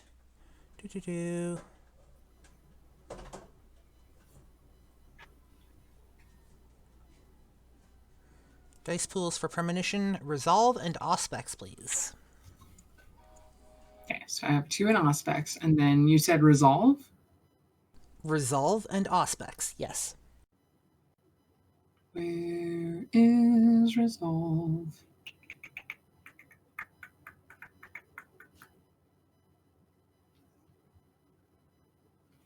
Resolve is going to be under your attributes, right-hand side at the bottom. Ah, there we go. Okay, so that is 4 dice. Would one of them have to be a hunger dice? Because I do have still 1 point in hunger. Then yes, one of them is your hunger dice. Okay. Just making sure. Hope you don't either get a 1 or a 10 on the hunger dice.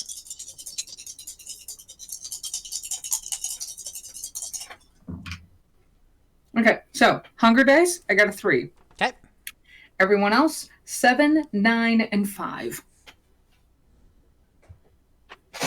7, 9, and 5. Awesome. Yep. 1 moment, please. And then the hunger dice was a 3. Yep. 1 moment.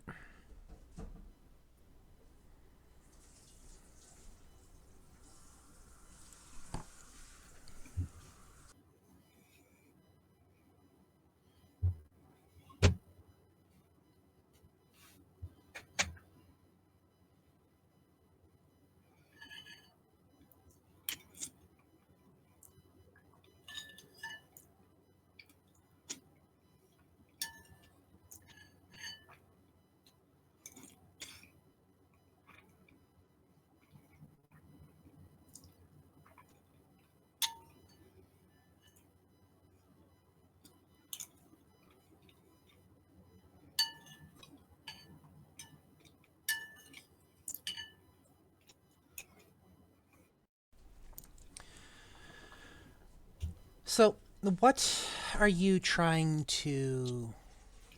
What kind of image are you trying to get? What kind of sense are you trying to...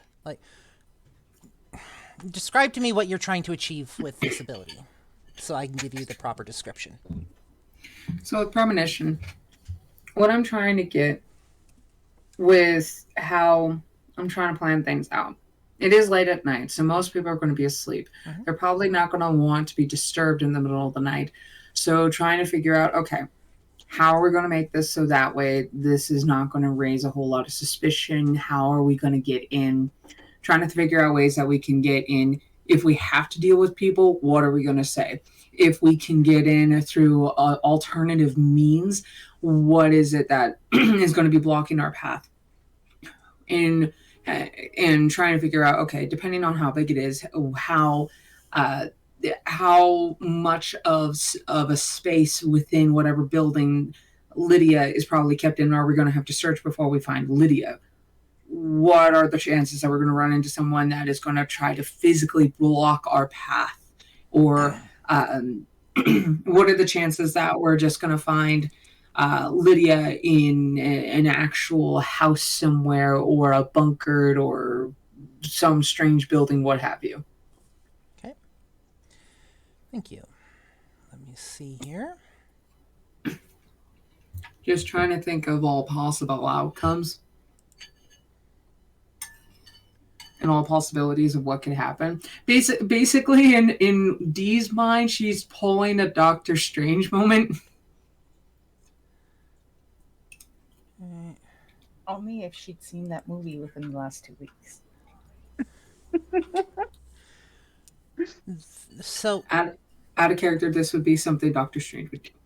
So, as you're channeling this blood, you just get this image that kind of floats in front of your eyes. You see what appears to be the inside of a church hall, almost. A main church hall. With pews and chairs littering all around the inside. Kind of a raised stage. Similar to the church that we're staying at? This one's different. It's more modern. Almost like it's been built within the last, say, 50 years. The church that you're staying in, it's been around for much longer than that. It's standing on this raised stage, which is adorned with all of these religious symbols.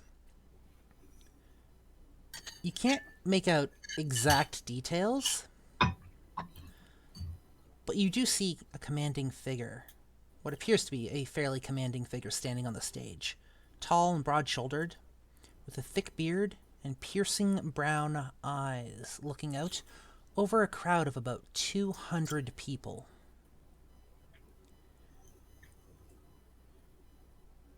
And then an emotion hits you. Absolute, abject terror. Like no terror you've felt before, and the scene fades. Oh, shit nuggets. Hey, Elijah? Yeah. Did Lydia ever describe to you a foreboding presence of a man with a thick beard and piercing brown eyes? In detail, no, but I do know that her father leads the congregation. Oh, fuck. I may or may not have just gotten a vision of what the inside of their fucking church looks like. Did Lydia ever say as to when the place was built? No. No? Or how long this cult's been around for? No, I don't know. Okay. You guys continue to move down this darkened road. Eventually, the lights of another city, like a smaller city, make themselves apparent. Kind of appear at the horizon and slowly draw closer and closer. Until you're once again driving down city streets through the quiet night hours. Not really much going on. A lot of the shops are closed. You see the odd person out and about, kind of doing their thing.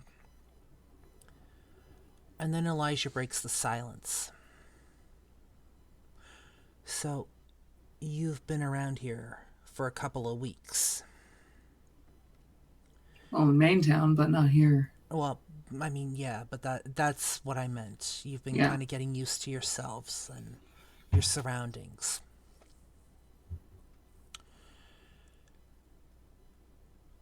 If you're going to do this, and you're going to do it the way I think you're going to do it, I need to be crystal clear on something. Okay.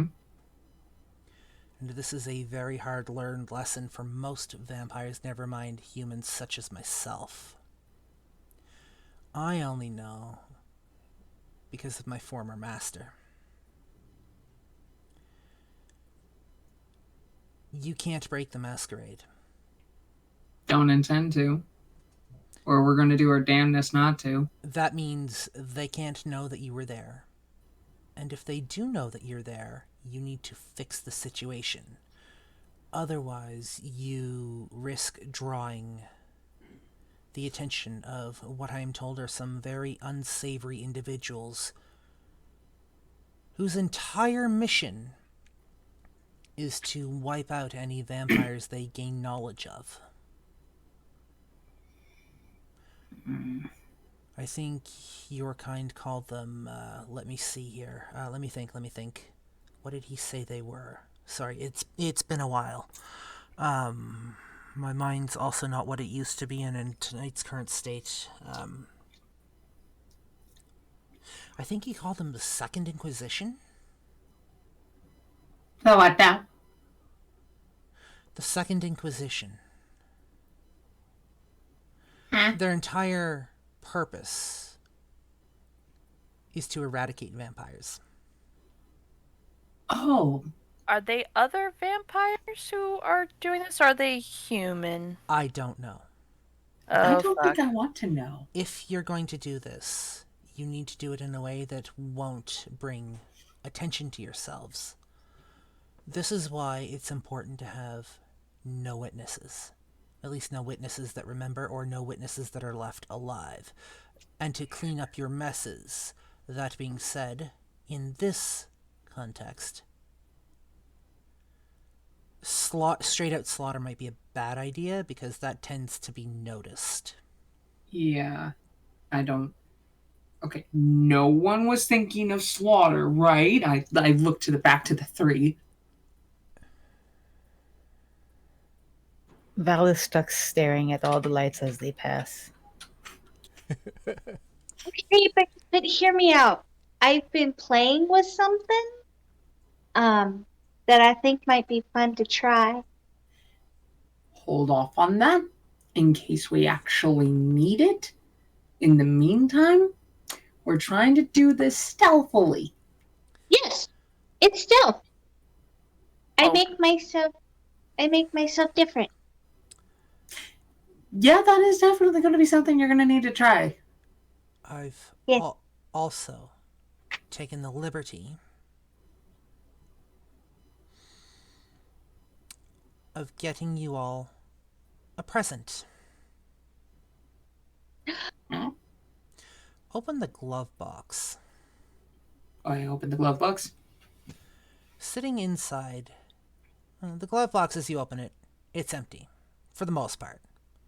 But you do hear a slight rattling as you lower it, and into your hands fall 3 top-of-the-line cell phones, like modern, like right out of the production facility.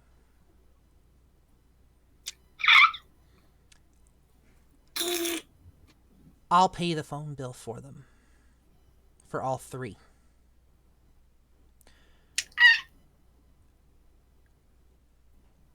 And for you, D, he reaches into his pocket and grabs a 4th.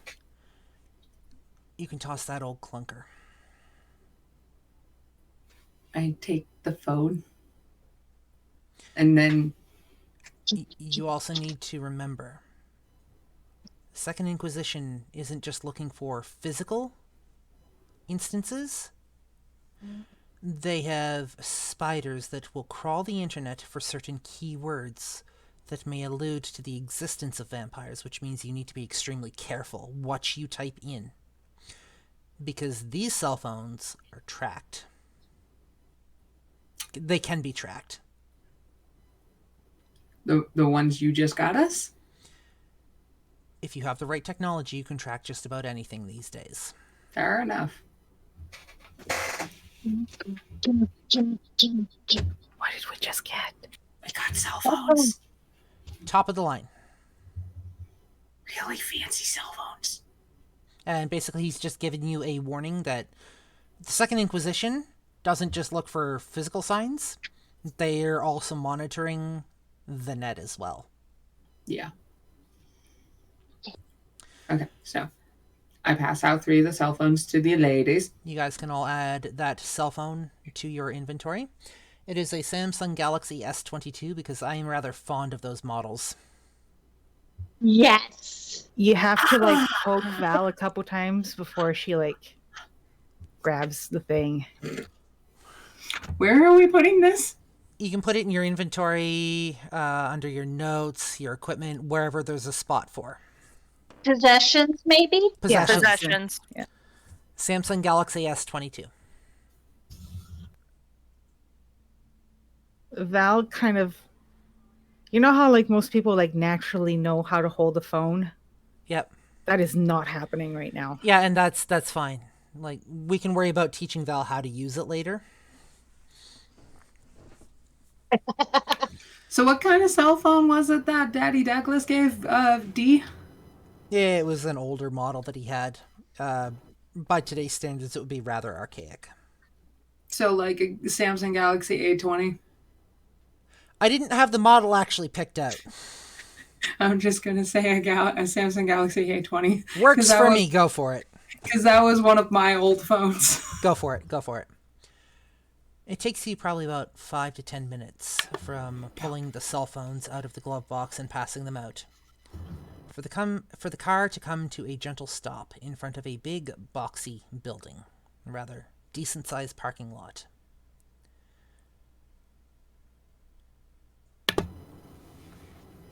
How long do you think you're going to need? I have no idea. I don't want to risk looking anything up about these guys in case the Inquisition is monitoring things right now.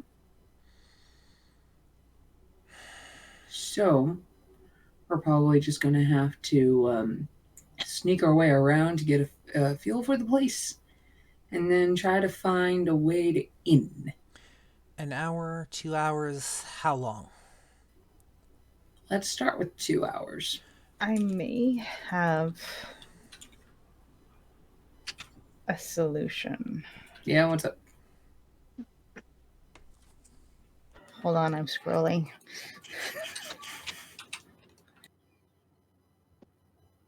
Right. Yes, Alorah, Wow. what's up? Okay. Oh, hold on. Val, you go first, and then we'll get to Alorah. Yeah.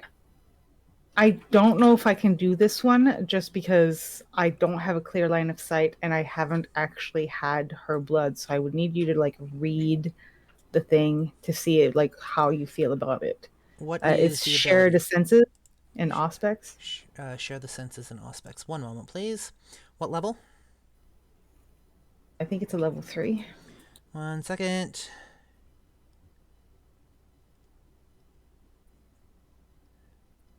Because I'm not as familiar with her, I'm not sure if it will work. Okay, 1 second.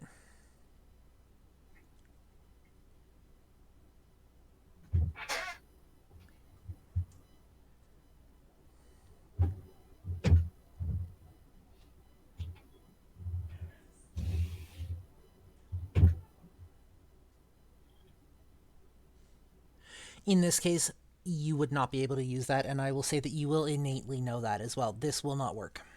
Okay. Alorah, what's up? I have options. So, on top of having the ability to break in, I also can send animals in because I have feral whispers. Do you need an actual animal for that? Well, if we want a layout, can't Well, we yeah. get just like a very basic this direction from a rat or something? Yeah, but don't you need to capture an animal for that? It's a rat. Rats are everywhere. Yeah, Actually, actually, it would not be a rat here. You'd be better off trying to get a pigeon. Rats are non-existent in Alberta.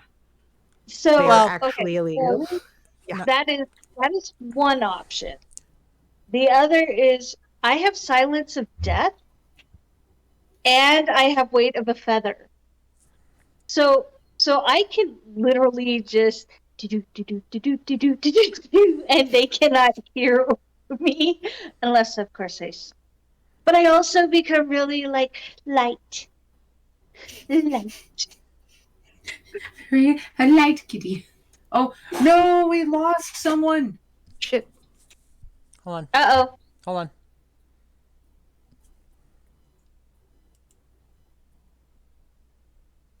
Oof. Uh-oh. This isn't good. 1 second, folks. There we are.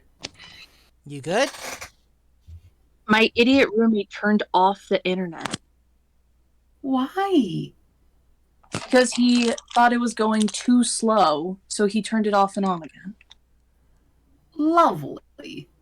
That's not how that's. I'm so sorry about that. You're good. My No, you're apologies. good. Don't be sorry. That sucks more for you than anything else. Oof. Right, so now I'm on my phone, so yeah. Okay. All right, so sorry. Let's continue. You're good. Let me know like when you're ready to switch back and whatnot, and if like if you need us to hold on a moment, like we can adjust. I'm actually just looking at the rules for Feral Whispers here. Yeah, 'cause I'm not too familiar with them. I just did like a glance over earlier, enough to know that there's communication with animals, but it's not like extreme. So in order to summon an animal, you're going to need a charisma and animalism roll. If you want to use it. And a second, the number of animals summoned depends on the margin of the test. Critical win summons most, if not all, animals of the type in the area. 1 second. Just a giant swarm of fucking birds. Two-way communication. They retain their personality still. It's up to you. Okay, so it's up to you guys how you want to make this work. Well, I would do that as if that's the easiest route that everyone agrees on. But mostly, I would just make myself light as a feather and use silence of death, so I'm mute. I can just do,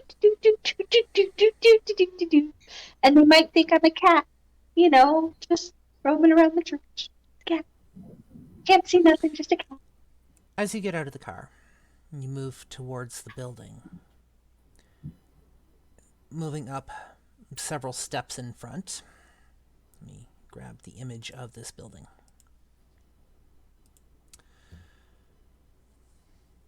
You come to what appear to be several glass doors in front. They don't really give a view inside, as everything past a certain point is shrouded in darkness. Mm-hmm. But this is, from what you can tell, the main way in. The building is several stories tall. It is apparently painted in gray paint. And the grounds themselves are fairly silent. You should probably hide. The car rumbles off out of the parking lot, with Elijah having told you that he will be back in a couple of hours. Mm-hmm. I did say give us 2 hours. Yep. So how are you guys attempting to go about this? This is up to you guys. Are there any trees around? A couple of flimsy ones out front, nothing more. Nothing you can hide in, and they are not tall enough to scale the building. Feck. Would silence of death and stealth breaking in work? Let me take a look at Silence of Death. That is under obfuscate. Yeah. One In the second. meantime, I say we let the cat girl try. Yeah. I agree. And Same. she managed to get those wafers twice out of his office. Surely she's good at that. Yeah. 1 second. Popular among the Banu Hakim, this power completely silences the user, nullifying all sound made by them. As with other obfuscate powers, this only works on people within earshot and does not fool microphones or other electronic sound detectors. Unlike obfuscate in general, this power works on only the sense of hearing, but in exchange operates more robustly. Vampire needs to make a whole lot of noise to break this silence. So this would be sound that you would make inside of your own personal space. I would say that if you want to attempt this, you are going to describe to me the situation, or describe to me what you want to do. And, hold on a second. Silences their footsteps, clothing, minor collisions, and other sounds of their person. This makes the vampire undetectable if an observer could only notice them by sound, such as when on a different floor of a house. Okay. You're going to describe to me kind of what you want to do, and this would actually count as kind of your stealth. Okay. Because I also did 2 dots in stealth and used break-in specifically because I wanted to put them together. So the obfuscate ability will literally, depending on what you want to do, should nullify all sound. The stealth is more for sneaking in and being unnoticed. Yeah. Okay, so getting into the building, how are you attempting to do that? So I'm going to sneak up the side of the door to the front of it. Yep. And I'm going to break in. Okay, how are you breaking in? Subtle. Be quiet when you do. How are you attempting to break in? Oh god. I don't know. I put break in on my sheet. Yes. That was what I wanted to do. How would you like to break in? We I just cannot be wanna drawing pick the lock. attention to ourselves. But I can be completely quiet and pick the lock, right? How are you attempting to pick the lock? With what?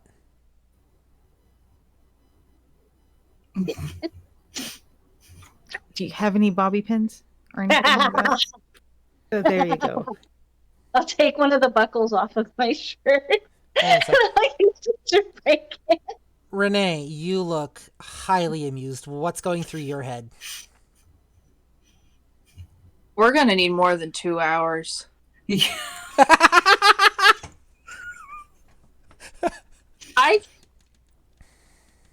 I'm just kind of thinking to myself, could we try to see if there's another door? Like Or a on window. the side, around the back? Maybe a Is window. going through the... What? Or a Maybe. window? Yeah. Perhaps the very quiet one who cannot make any noise, instead of making noise with the door, can do a perimeter Yeah. quietly, and then perhaps we will find a better point of entry. Yeah. Fine. You guys wait here. I'm just gonna saunter off in my silence. Lydia's gonna die. Lydia's gonna die. We're gonna die here. This is our best chance of getting... So, and you just start to panic. Like this, what are we doing with ourselves? welcome What to, have we become? welcome to TTRPGs. Dashing away like I'm on a runway. It's like do. I'm gonna break scene here for a moment. Welcome to TTRPGs. You know how you hear D&D group or people who play D&D talking about these, like, just absolutely shenanigan fuck up situations that they somehow managed to have barely escaped from or potentially caused themselves? This is how that happens. When King Arthur turns into Monty Python. You're not wrong. Yeah. So This is Monty Python meets Buffy the Vampire Slayer. slipping back into scene, Alorah, Yes. I'm going to need an investigation roll, please. Don't forget your hunger dice if you have any. Renee, you good? I'm good. We're good. We're good. Can you, since you were the most familiar with Lydia, Renee, I mean, now that we're here and you got a good sniff of her while you were in the room, do you think you could, pardon my saying, but sniff her out? Can you go window by window and sniff? You're not there. Since the silent one. You had one job. You literally have one job. I only had the one, and it was a 10. You rolled a 10? That's good. That's good. You do notice a couple of windows. Roll. You do notice a few windows around the building, but upon checking them, none of the windows appear to be open. You also notice what appears to be a giant metal door out back, but again, it is locked when you check it. So either way, I'm picking a lock. Or we know someone with thighs powerful enough to put a hole in a metal door. Yeah, but that would leave evidence. Yeah, I know. Yeah. You also have someone who could take the whole door off. Renee, That would also leave evidence. are you attempting to take the idea that was given to you? Yes. I would like to start sniffing around, seeing if they brought her in this back door. Are you attempting to, once again, channel your blood to do as you command? Yes. So, again, you don't need any rouse checks. You are going to roll me wits and resolve. That's 5. Because it's 1 + 1. And then 1 hunger dice, so that's technically 6. Nope, the hunger dice replaces one of your regular dice. Okay, so just 5. Yeah. You should have Right. 4 dice plus your hunger dice. Then, so we got for hunger dice a 10, and then for the rest a 7, an 8, a 1, and a 6. Okay, so first of all, you're lucky that one wasn't your hunger dice. Yeah. You have 1 fail, 3 successes. When it comes to hunger dice, my dear, a 10 on a hunger dice is a messy critical. Oh, come on. What the hell happened? One moment, please. So Renee is awfully pissed right now. Yeah, Renee's like a little upset. So I'm gonna go ahead and I'm gonna read this out to you because we haven't been through a messy critical before. Oh, great. Oh god. If you have a success or a critical success where one or more of those d10s is a hunger dice, this is considered a messy critical. This means that the action being taken is done to an extreme. You succeed, but only because you are a vampire. This could be tearing someone's face off, feeding on them if you're in combat, compelling them supernaturally using your abilities, bearing fangs, showing that you're not alive, using your other abilities. This can potentially cause issues with when the desired effect is stealth, covertness, or discretion. If one of your critical dice is not a hunger dice, you can use a point of willpower to re-roll that dice to potentially avoid this. I need you to aggressively sniff. We're aggressively sniffing. So, with those other successes and this 1d10 specifically being a 10, that prickling in the back of your head. She's here. I want in, and I want in now. For once we agree. Get me in. That last word echoes through your brain as you start to feel like that lack of emotion just starting to take over for a moment, momentarily voiding your sense of reason. Let me in! Let me in! You can smell her, but you can also smell the fear that she's radiating. Almost as if she knows that she's not going to come out the same as she went in. What's the hinges situation? Are they on the outside or the inside? The hinges are on the outside of the door. The door swings out. Please don't tell me through a window. Can I pull the pins out? You want to pull the pins out? Yeah. Roll me a strength check. You know, Now you're thinking. to break into anywhere. So two dice for strength, because 2 dots in strength, and then 1 hungy dice again. So you get one. So if you have 2 dots in strength, you have 1 regular dice, 1 hunger dice. Okay. So come on, please, regular dice. I want to take these hinges off. You got this. I believe in you. 7! We got a 7, and Yeah. then hunger dice is also a 7. Yeah. Both of those. You basically just walk over to the door because this beast is like urging you on. It's picking at you. You could feel that humanity just for a split moment being pushed to the side as you walk over to the door. And in a feat that shouldn't be possible, you pull the hinges out of the door. And then looking, you've actually bent part of the hinge. Oof. Then you go to pull the second one out.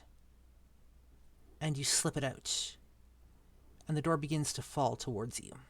Get the door, get the door.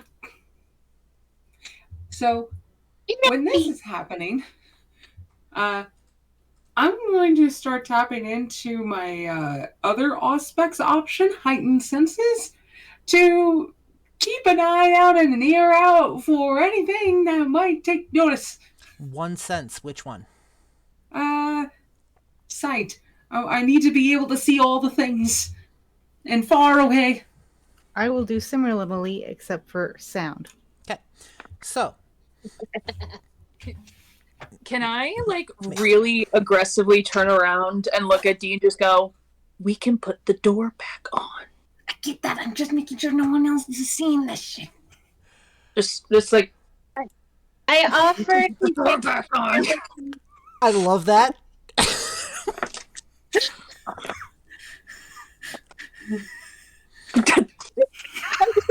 to sneak up and be like, I can take Melody. Just, oh. So, your heightened senses, huh? Mm-hmm.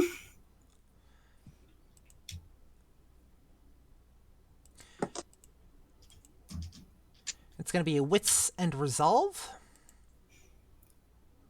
6.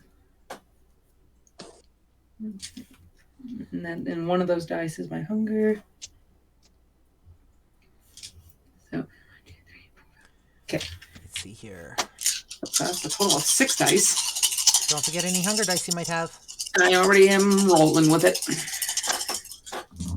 Okay, so hunger dice is a 4. The rest is a 5, a 4, a 6, a 9, and a 1. Okay, so you have 6, a 9, and a 1. So you have 2 successes, and the rest are fails. You see kind of an inside door that should easily enough swing open. It's kind of wooden. It was actually blocking kind of the view from the front door. It is fairly dark in here. Val, what did you roll? I have 2 3s, Mhm. and then 3 7s, 2 8s, and a 9. Okay. Also, with my heightened senses, was I besides that other door that's right behind the main door, was I able to see, looking around the building, where our surroundings, anybody that might be coming our way? You cannot see anybody coming your way. Okay. Val, taking a moment to just channel your senses, channel your blood through your hearing. and tuning into that and focusing, you can hear chanting coming from somewhere ahead of you guys.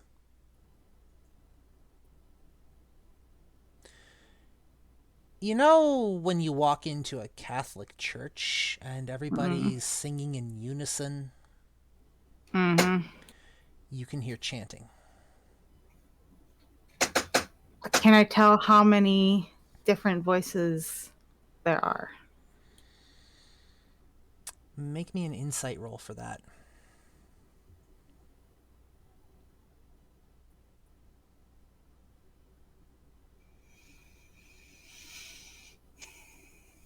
A 6, a 7, and a 5. A 6, 7, and a 5. So that's 2 successes, 1 fail. There's a lot. Like more or less than a dozen? Much more. Like the whole congregation? Yeah. So, You can also, ladies? You can also hear a man's voice ringing out through the building. It's muffled, but he is speaking in a fairly commanding tone. So, I believe the idea of not being seen is not going to play out for us. There are a lot of humans in here, all singing together in a... It makes me feel icky. And you didn't happen to hear roughly 200 voices, did you? That could be an actual close estimate. It's hard to tell because it's very muffled. Yeah, because that was the estimated amount that I saw in my vision. You had a vision? They explained what I saw in the car on the way here. That would have been a good piece of evidence to know beforehand. Did you actually blurt that out? I was talking to Elijah and I was speaking loud enough for everyone else to hear, I thought. Renee, did you actually blurt that out? In a hushed tone, but yes, I did blurt that out. Okay, just clarifying. Thank you. You had a vision. Can I just say while they're all arguing the door, I'm going back to the other door.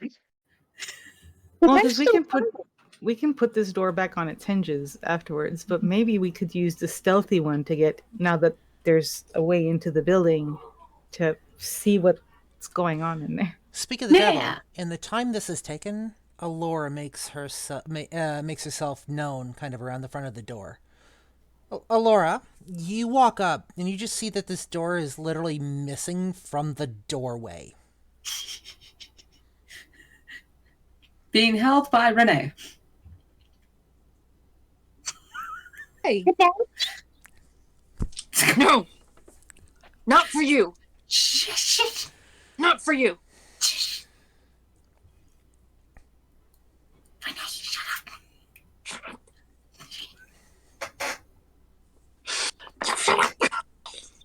We found your way in. So no Penelope. Now I know, kitten. We need you to go fetch. Please. Please. I don't know where anything is. You want me to snip people till I find the right one? More like see if there's a way around the people. Yeah. Oh. Okay. So I'm gonna sneak my way in. How are you attempting to do this? What do you want to use for it? So am I still silent on this one? Or do I need to do that again? That you can use again. I believe from what I said, from what it said, it's free, and it's for a scene. If you want to kind of channel into that again, you can. Okay, so you definitely need that one. It's kind of important. I don't think I need to be light as a feather yet. So, you just kind of focus for a moment, and then the rustling of your clothes, the steps of your feet disappear. The sound disappears completely from you. If you guys couldn't physically see Alorah standing there, you wouldn't know she's there. Nice. I'll be right back. Yeah, just mute yourself and away you go. You wander off through the building, kind of keeping an eye and an ear open, looking around. There seems to be some voices coming from behind giant wooden doors. At the end of a rather long hallway. And to the side there appear to be steps, like stairs, going up as well.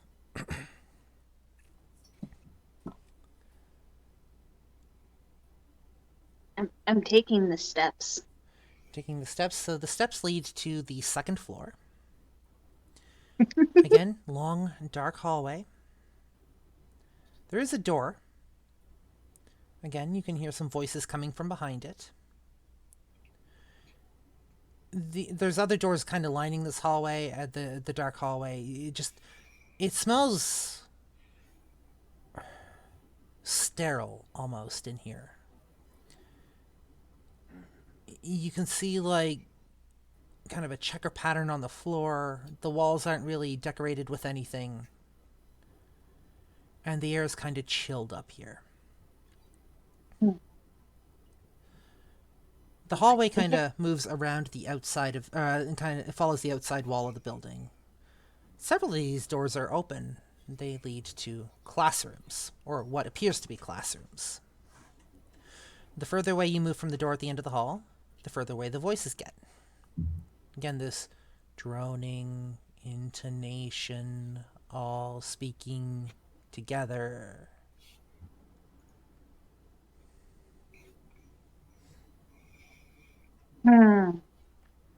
The kind that put you to sleep if it weren't so damn creepy. Yeah. I'm definitely peeking in every door as I go to see what's going on, trying to find a person. See a person. Am I getting further from the voices at this point? You are getting further from the voices, at least the ones that were behind those door. Behind that door. You do hear another couple of voices coming up. Okay. One of them sounds terrified.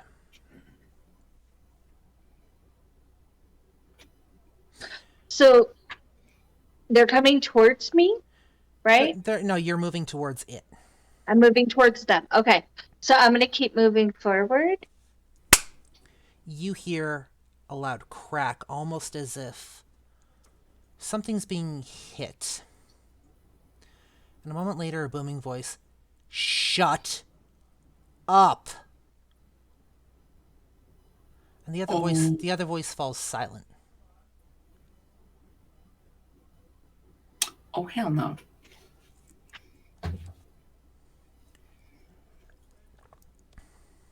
Okay. So, trying to separate because Alorah wants to do something. So Here's the thing. There's you, and then there's your character. We're in scene, which means your character takes precedence. Yeah, I know. Alorah's gonna bust in the door. How are you attempting to? Well, first I'm gonna try and push the door and see if it'll open. If it doesn't open that way, I'm pulling, but I have 4 dots in strength. So one way or another, I'm hoping that door comes right off. Roll me a strength check. Accounting for any hunger dice, please. Okay. To the rest of you, this is what happens when you split the party.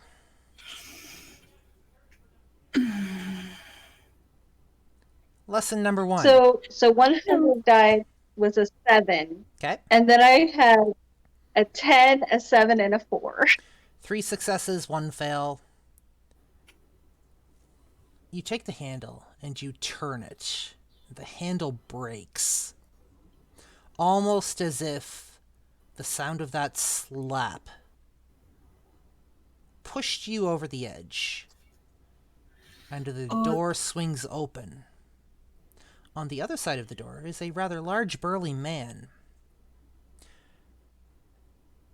But to your credit, the door opens completely silently and he hasn't noticed you yet.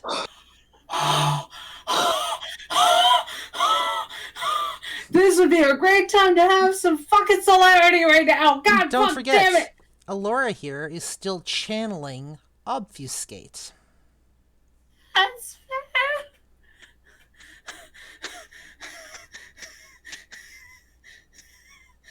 So is the girl in the room? Taking a quick look around, you see the big burly man. Who's dressed in jeans and a t-shirt. Oh my god. And you see another girl in this room that does not look like Alorah, or that does not look like Lydia. But She hasn't met Lydia. oh, sorry, you see a girl in this room rather. Right. Sorry, I forgot you weren't there, but you do see a girl in this room. Okay, so I see the girl who got hit. Right? You do see the girl who got hit. You can tell it's the girl that got hit because she's actually kneeling on the floor in front of this guy, nursing what appears to be the side of her face, and you can see beneath her hand the slight impression of what appears to be a red handprint. And she is trying her best not to cry.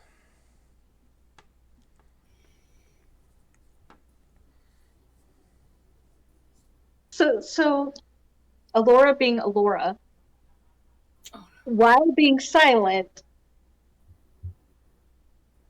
I would like to grab her and try to run her to the others to see if she's the one that they're looking for, because I don't know who they're looking for. Don't. Okay, so I'm going to step in here for a moment, and I'm going to let you know that is going to get this man's attention. He will notice you're there. She is positioned in such a way that he is looking right at her. Yeah. Like, his back is towards you. His back She is turned to facing you, however. Oh. Yeah. So, Can I throw him out of the way without him seeing me? Grab her and run? Just give him a good bonk on the head. yeah, just smack him on the head enough to knock him out. Are you a mouse, or are you, a thing that goes bump in the night? Because Keyword bump. that is me. Yes. Wants That's you. to run up and throw him to the side, and while he is being thrown, grab girl and go before it can be seen. WWAD, what would Alorah do? That's what Alorah was doing. Alorah was running and just like boom right into him, knock him to the side, grab her, run her to everyone else, being like, "Is this the one?" And probably have sounded off every alarm and may or may not succeed in this, but that is how she rolls. And you're in scene, so what Alorah does takes precedence. Yeah. So you tell me how you're doing Alorah this. hit the guy and knock him over. Roll me a strength check. Knock him out. Knock him out. Please knock him out. Please knock him out. 3, 9, 4, and 6, and the first 3 was the hunger die. So that's a fail. It's not a bestial fail. A 9, a 4, and a 6 are your other dice. Mm-hmm. Let me check my difficulty chart, please. One moment. You push him. You go to push him. He moves a few steps, but he doesn't fall over. He stays right on his feet, and the moment your hand touches his, just kind of staggers, and then he turns around to face you. Oh, no.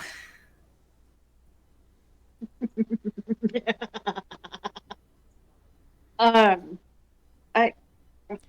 this is gonna be And great. who the hell are you? Hi. Yeah, I don't like What what the you're hell doing. are you? What kind of demon are you? Okay, first of all, rude. Rude. I didn't ask if it was rude or not. You'll answer me when I talk to you. You're funny. He No, I reaches out won't. to he reaches out to like backhand you.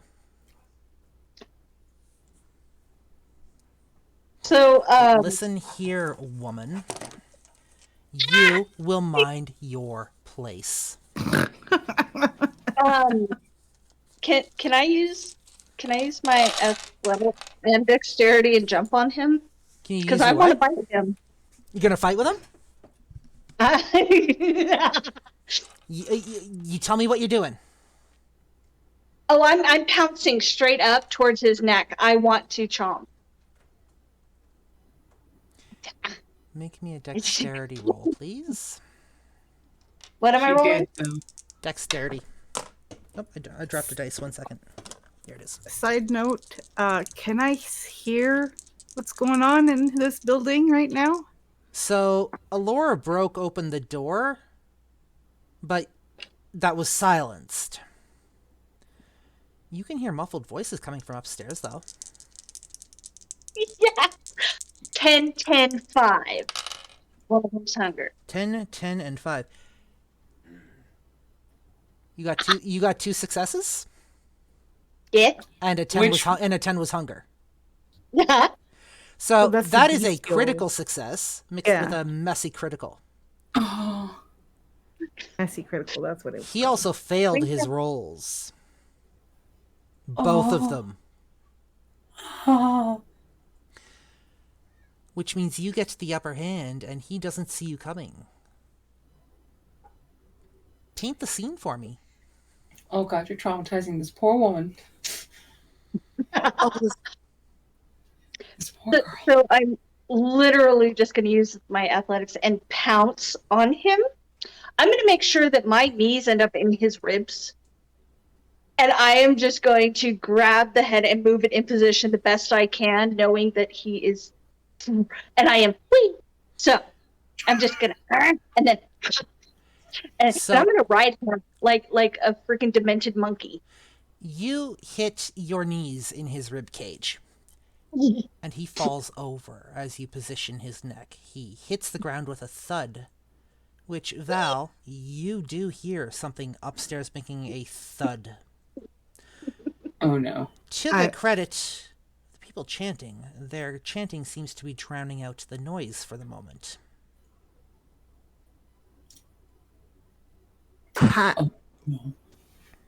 Is it still her scene? Can I, or do I wait till end, or can I tell them now that I hear noise? We're gonna cut from Alorah to Val for a second.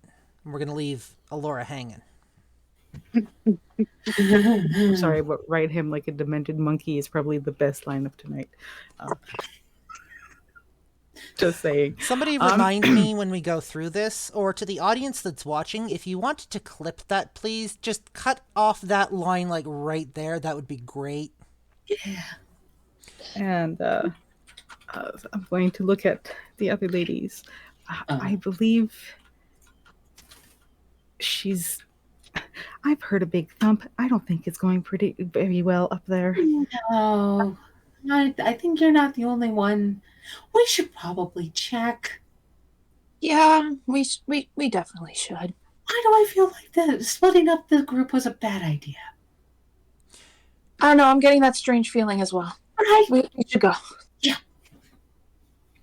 As you move upstairs, down the hall, where you can hear a muffled voice coming from, away from that giant door, you round a corner to see Alorah perched on this big, burly guy.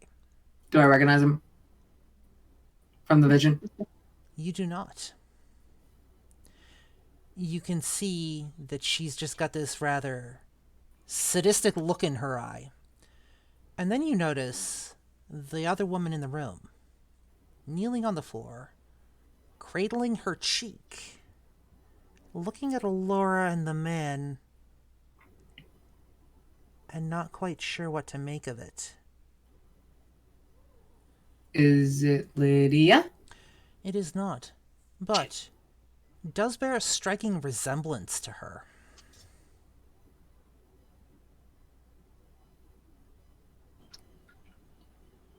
Okay, so I almost saved the wrong person. No, but you probably saved another person that needed help. As these guys round the corner, Alorah, we continue with you. This guy is poised. He's hit the ground. He's trying to fight you off, but you've got the upper hand. I'm chomping.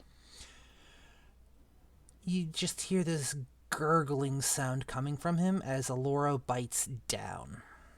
Oh, I'm gonna go get the young girl and just like, hey. I'm also going toward her.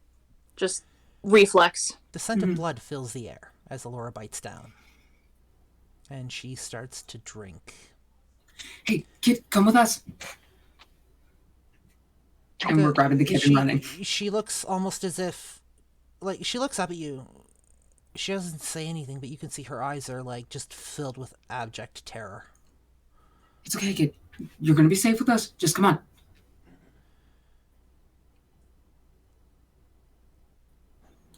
I'm doing my best not to have her see the teeth right now. Are there any other... Do you know if there are any other people here? Like, trapped here, that we can grab too? Let's ask her that after we get her out of the room. Yeah, we do that. Yeah, we do that, and then we ask the questions after we get her out of the room and calm her down. She's literally just kneeling there, her mouth kind of opening and closing like a gaping fish. Hey. And the only thing she manages to utter out is, Lydia. Where is Lydia? We're looking for Lydia too. They've got her on stage. What are they doing to her? An exorcism? The hell? They said she needed to be purified from the evils of the world. How do they do that? She didn't get that scar on her back for no reason.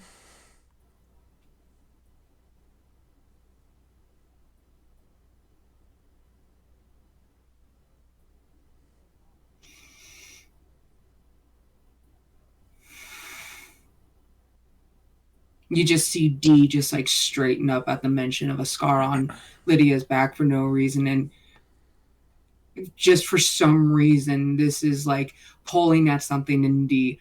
I don't know if this is going to trigger a memory for Dee or not, but... Funny you should ask. Oh, shit. Because you suddenly have a flash, a memory almost, of being tied to a chair.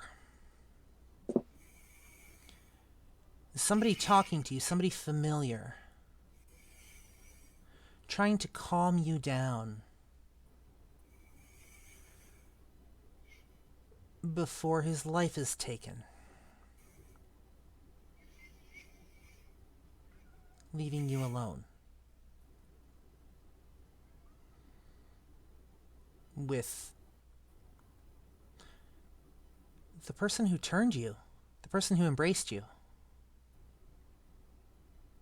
and the person that he killed for kidnapping you. It's just moments here and there. Images. Not moving, but static images. One moment, then another, almost playing out.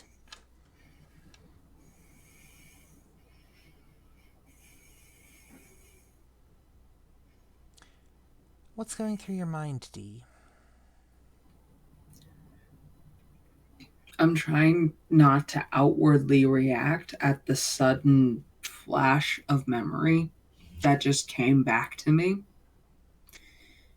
And I'm focusing on the voice that calmed me down before he died. Yeah. It was your boss. Yeah, I was about to say, the voice of my boss, the one who took me under his wing And do I remember anything else, like anything that was talked about before that incident, or no? Just this, and you do know that you were like extremely grateful for him, and you were terrified of what was going to happen to him.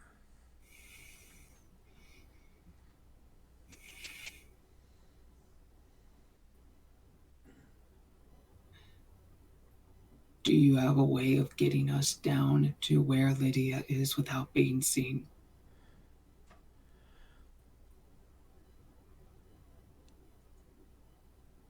There's a set of back stairs keep going down the hallway.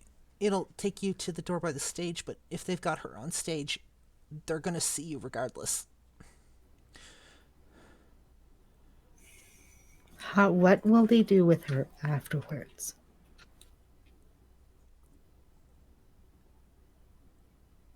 I believe her father plans to re-educate her in the ways of the church. You can, as she's talking, you can hear her tongue start to loosen up a little bit. And the words are just kind of flowing a little easier now.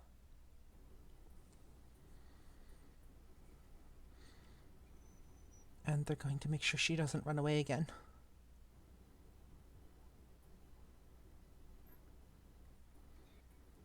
How would they do that? I believe the outside world calls it brainwashing. Okay. And just these piercing green eyes stare up at you, almost pleading. Last time they almost killed her. I'm not allowing that to happen. No.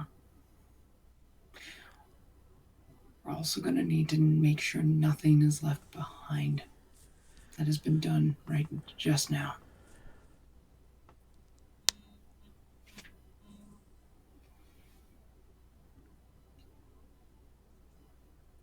Do you have any other family members that would be concerned of you if you leave? Everyone else but Lydia and me. Are there cameras? Part of the church. They don't do cameras here. They consider it evils of the world.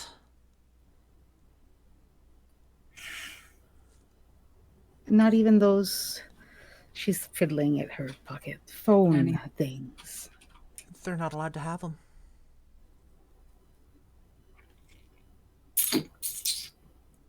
Security systems? Guards? Security systems for the doors, but they're not. I don't think they're armed right now. I don't think Dad has armed them. And he hasn't hired. The guards, like, the church is full of people right now, so the guards were kind of given a couple hours off. At least I think that's what Dad said.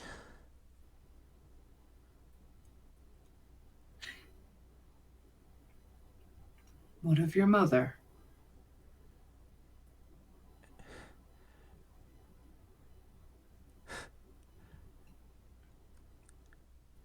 She's just as bad.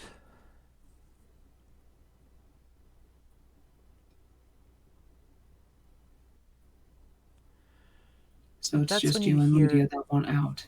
The shrill, piercing scream coming from somewhere off in the building. Shit. Alorah, Yeah. are you attempting to drain this guy completely? Well, I was hoping to just take him down a bit. Check your messages. Are you attempting to, you're attempting to take him down a bit? Yes. Are you attempting to I don't want him to be able to fight back, but I wasn't entirely sure what else to do. So That's fair. I mean, I'm pretty sure I would get in trouble if I was leaving dead bodies everywhere, but I also don't know exactly where we're all going. And I would have stopped from hearing the scream anyway, because that would have been a trigger. This guy is unconscious at this point. Like, he is not waking up. He's not dead. You can still hear his heart thumping, but he's not dead. But he is not awake. I can handle that. Okay. Yeah, One sec. You good with that? I can handle that. Yeah. Okay. As we hear the scream, hey, are there any fire alarms in this building?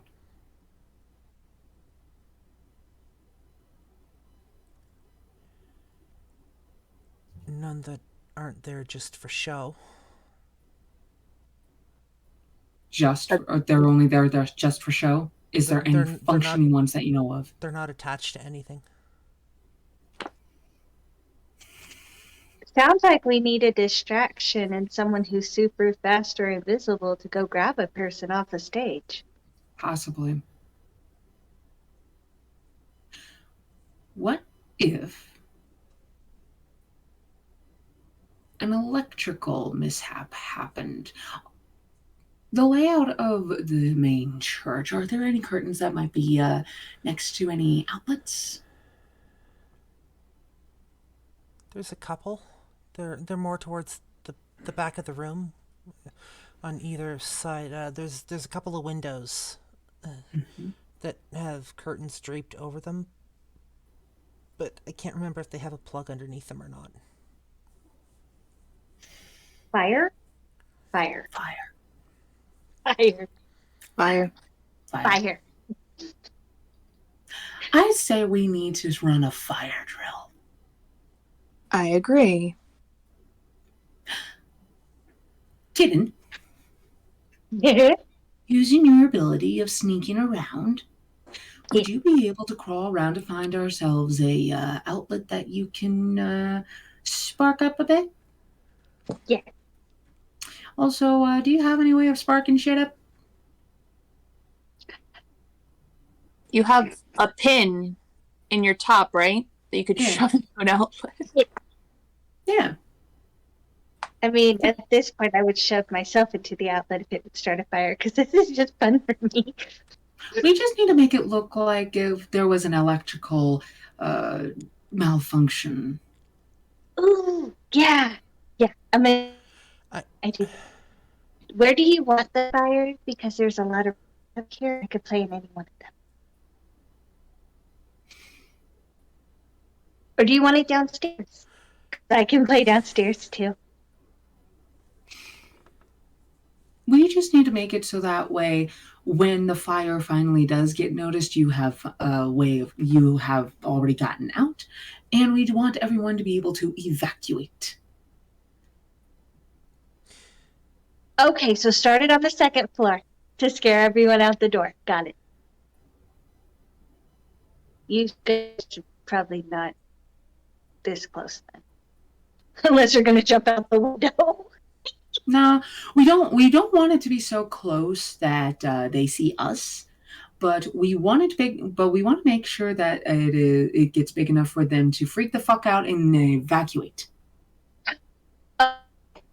So if I do it near the stage, and you guys are near that door, you can just run in and grab, right? We can grab her as they pour out. Mm-hmm. Or you can go grab her when they're all looking at the fire or something. Another shrill scream pierces the air. We are out of time. I cover the little girl's ears. I'm going. She winces. She's not, so just for reference, she's not a little girl. She's about Lydia's age. She's little to me. I'm covering her ears. Okay. Just want to put that out there. That's fine. I'm covering her ears anyway. Yeah. She just kind of winces, but at the same time, she's not pulling back from you now. Yeah, so one of you should grab her and take her out. Yeah. I will. And I'm going to go near the door and mess with the closest outlet to start the fire. Mm-hmm. Well, So, you managed to pull this girl out of the building through the rather lack of door on the outside that has been ever so casually placed up against the side of the building. Penelope 3.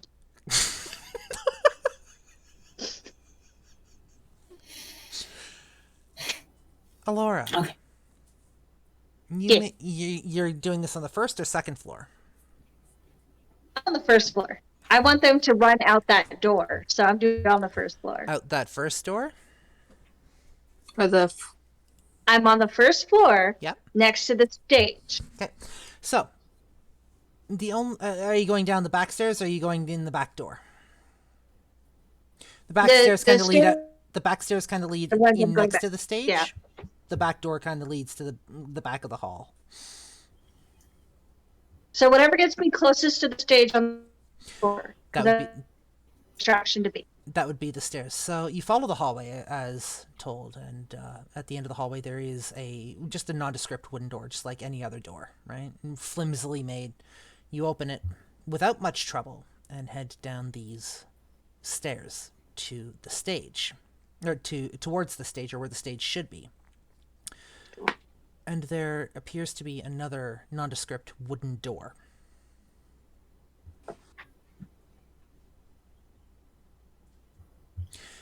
You can hear a voice coming from the other side of the door. You can still hear the chanting.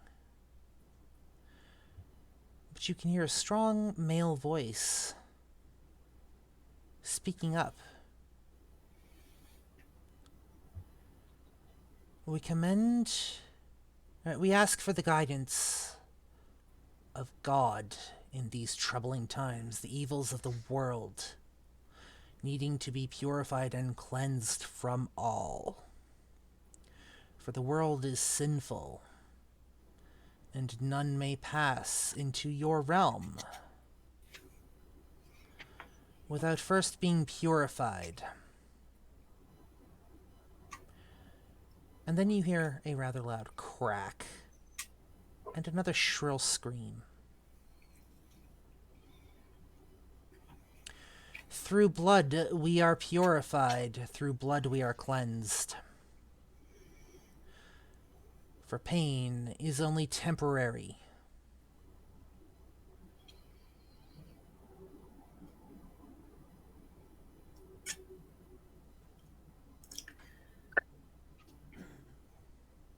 I don't like him.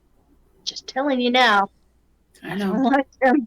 I know. We just gotta be stealthy and find yourself an outlet to fuck up and start a fire with. Okay, so on my side of the door, there's no outlet, right? I actually have to go through it. Are you taking a look? I'm looking on my side where I can't be seen. No, I just wanted to clarify. Yeah. They're actually where I'm still invisible at this point. Nobody knows I'm there. I would like to see if there's an outlet on this side. There actually happens to be an outlet on the left-hand side near the floor. Okay. I'm going to and I'm going to Sorry. Say that again. You broke up. Okay. So I'm going to take the thingy off the thingy, and then I'm going to take that off as quietly as possible.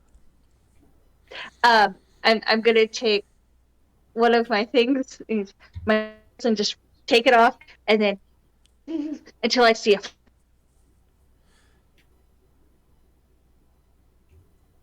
Give me a food.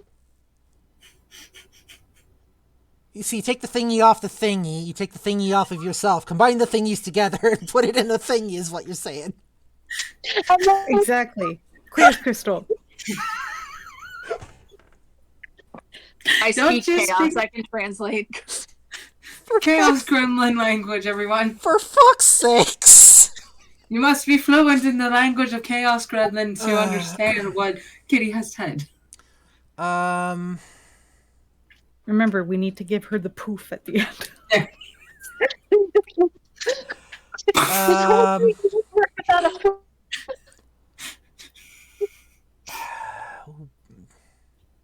Sure. And you're looking cute. It's it out. It's not much longer. Like it's only a few moments before things start to smoke.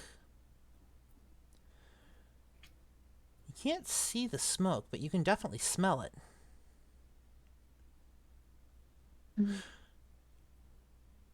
And then a moment later, you can hear something burning.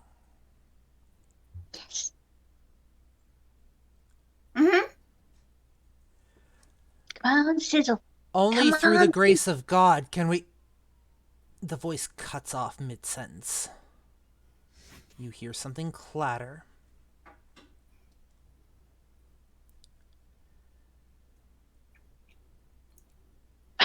And then a moment later, what seems to be the sound of 1,000 chairs. And just as many footsteps.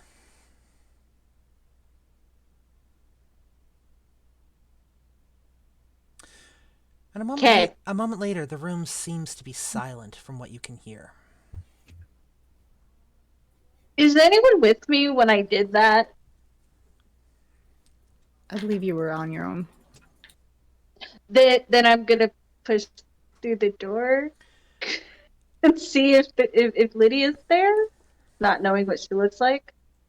Similar to what the kid looks like. One moment. Thought you guys were right. Where are the rest of you? I would imagine at least Renee and Dee probably would have kept like 50-ish feet behind. Behind Alorah? Yeah. As to like not draw attention to her, but still remaining close for when like the opportunity provides itself for rescuing Lydia. So you're probably running up to me or something at that point, because I'm sure you heard everyone running, right? Yeah. Like, yeah, Maybe. vampire hearing and all. Yeah. Okay. So I do that for my own clarification, because I'm like, So you push open the door. It's happening. I'm good. The two of you hear the very distinct sound of crackling flames coming from somewhere. You can see kind of a light almost from whatever was on the other side of that door, kind of light up this stairwell. And as you open that door, Alorah, let me grab a description for you. One moment, please. FYI, I'm with the sister at the door that's not a door anymore. Okay. Which that needs to be fixed. Yeah.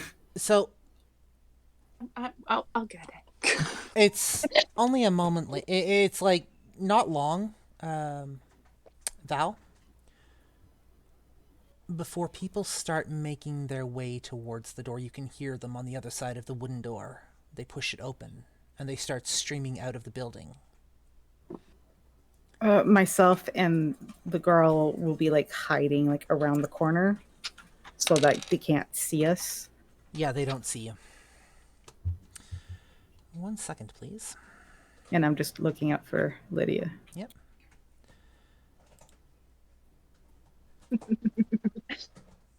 Okay. I can. Oh. Let me see here. 1 second. I just really want to start singing I Didn't Start the Fire, but that would be a lie. We know. We didn't start the fire. Oh no, fuck, we're lying. We totally started it. You guys need help. Save it, Lydia. So, standing up on the stage before you, Alorah, you see a man standing there, looking at the fire going up the wall that you've created. Apparently, this wasn't the most not flammable material that this building could have been made out of. That fire has spread a fair bit as it starts to consume that little bit of wall. And then his eyes flick to you. You can see a woman in a long dress with fairly long hair cascading down her back, the scent of smoke filling this room, and her eyes are looking right at you. On the ground beside the man, you can see what appears to be some sort of paddle. And on a table, you can see somebody laying. You can smell the blood welling up out of wounds on her back. Do Renee and I smell the blood at this point? Yeah, it's hard to miss. Fuck. Okay. So, in order to save Lydia, I'm going to try and keep their attention on me for now, so that the others can get in there and save Lydia. And we'll figure out what to do about my situation afterwards. Okay. We're going to cut to Val for a second. Since obviously she's still in the building, whenever the people stop coming out and there's no one in there, and I've noticed that there's no Lydia coming out, let me know and I'll make my way back into the building. The girl that you've escorted out and are watching over, as you attempt to move to make your way back into the building, actually pulls at your sleeve. Don't leave me. That's all she says.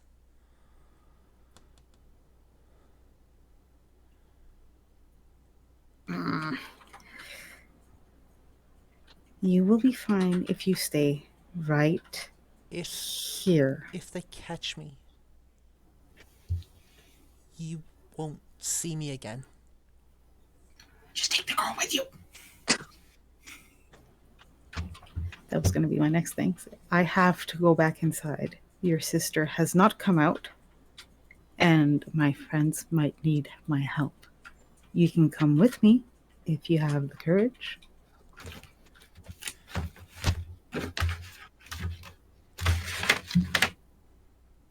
I can't. For my chapstick. I can't. Might want to mute your mic. Yeah, problem solved.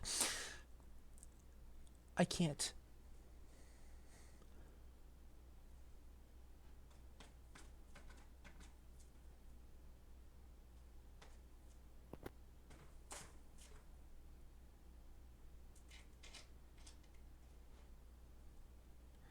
One moment. There's so many fucking pages. God damn it.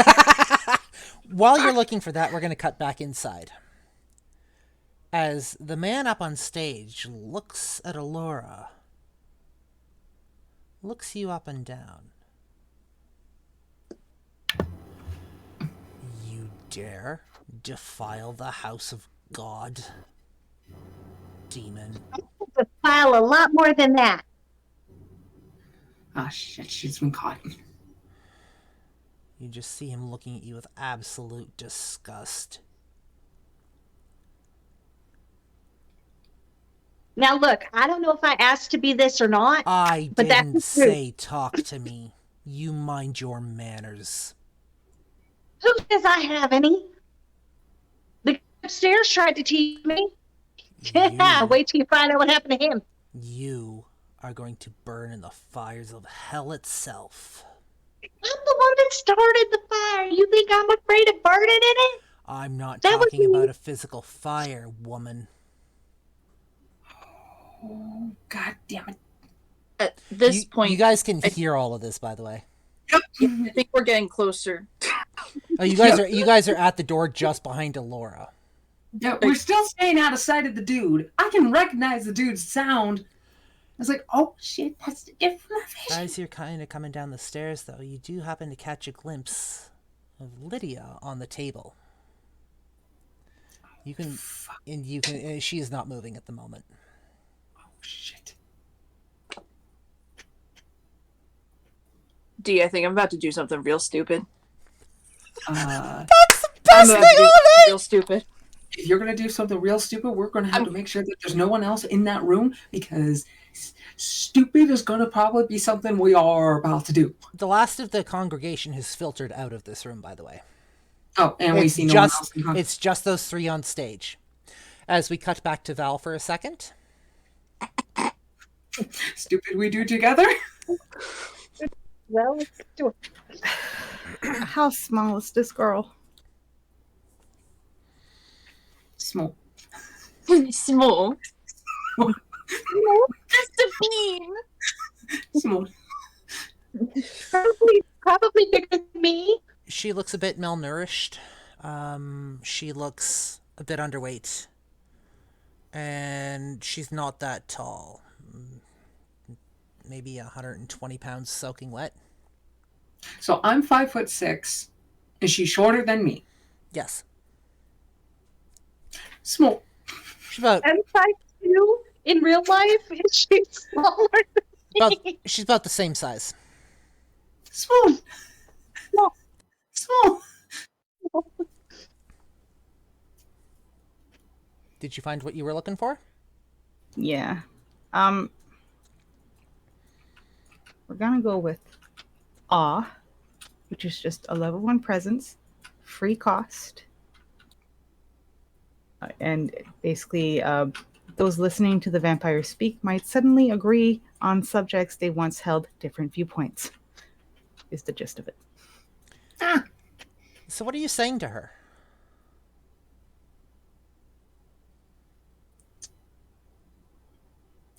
Come with me if you want to live another day. In a world. Full of imagination. Oompa loompa doompa dee doo.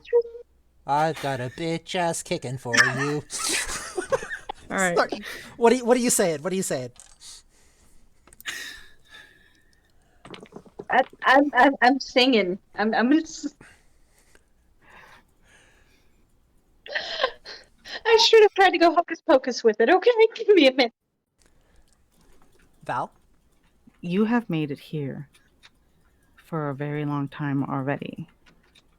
Your sister needs you. There is no one left in the building except for people who are much, much weaker than us. I will look after you and keep you safe. But you have to come inside and help free your sister, like courageous girl that you are. She looks up at you. Her eyes unfocus for a moment. And then they refocus. You can just see a determination take hold. I'm going to hold up my hand. She stands up. She takes your hand. Just don't leave me behind when you go. Never. And she follows you without another word. We're going to make our way to the hall. You make your way inside through the doors. You open the Give that bitch some confidence. The great Bitches big love confidence. The great big doors that you didn't open earlier. You pull open with this girl following you. And you see Alorah standing in a doorway with a wall of fire next to her. Which, to her credit, she's not backing down from. Like, she should be terrified of standing next to fire. No, she not. And you enter just in time to hear the man on stage. Mind your place, woman.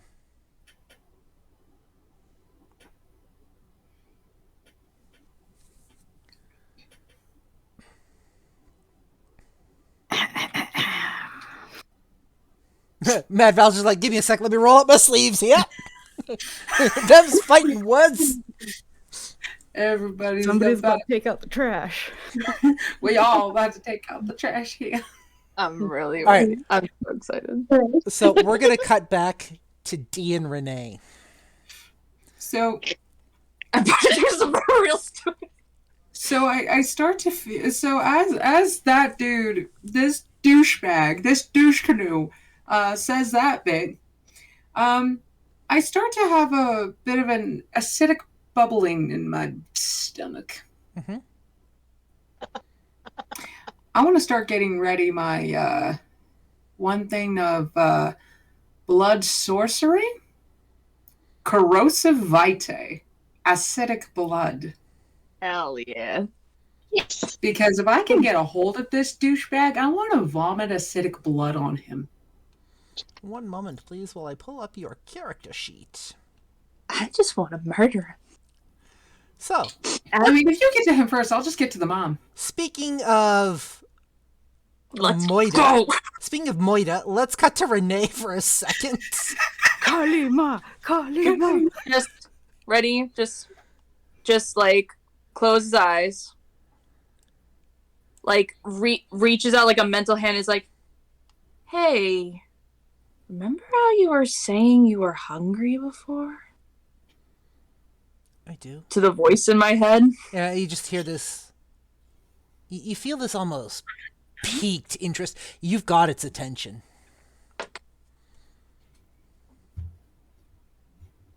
I'm also quite hungry. And angry. Yeah. And I really want to hurt that douchebag real bad. You want to come with me? Agreed. She's This angry. He This Oh. bitch. I'm so Hangry. So hangry. he hurt ours. Just point blank. Absolutely no emotion. No humanity in the voice whatsoever. If a human had heard this voice, they'd have pissed their pants. So stands change. I have like no lights. You can, and I'm wearing a black shirt, so you can like You're good. barely Have, see. have you seen me? Like I want to be like. Here we go. This is a little better. So instead of like standing, it changes to just. To like the stance just changes. Yep.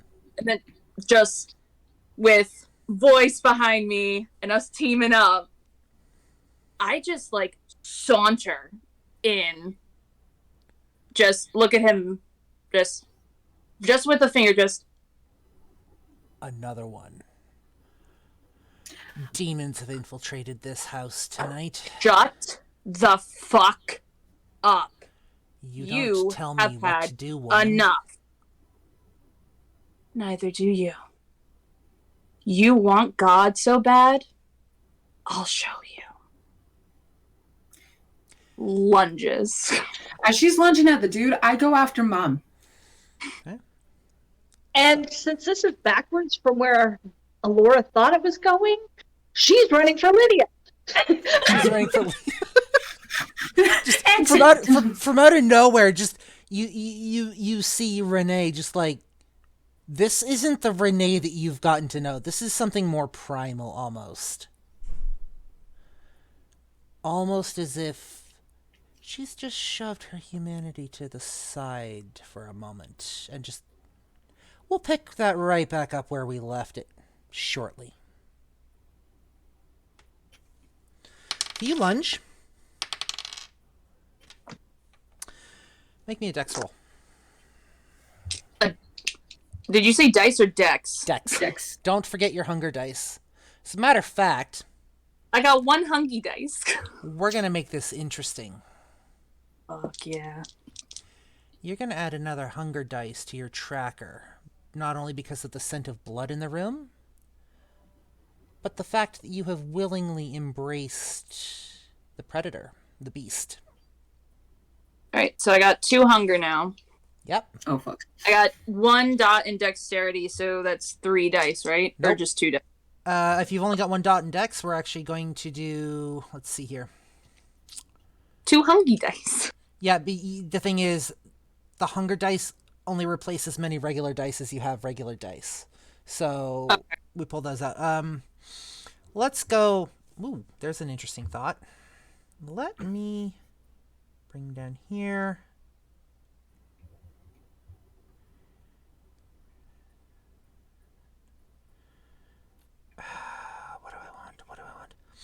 You know what? We're going to combine your strength and your dex together. 2. So on your sheet, you have 2 strength and 1 dex, which gives you 3 dice, which means you have 1 regular dice and 2 hunger dice. Okay. So for wombo combo of strength and dexterity, ooh, I got a 9. That a regular dice? That was the regular dice.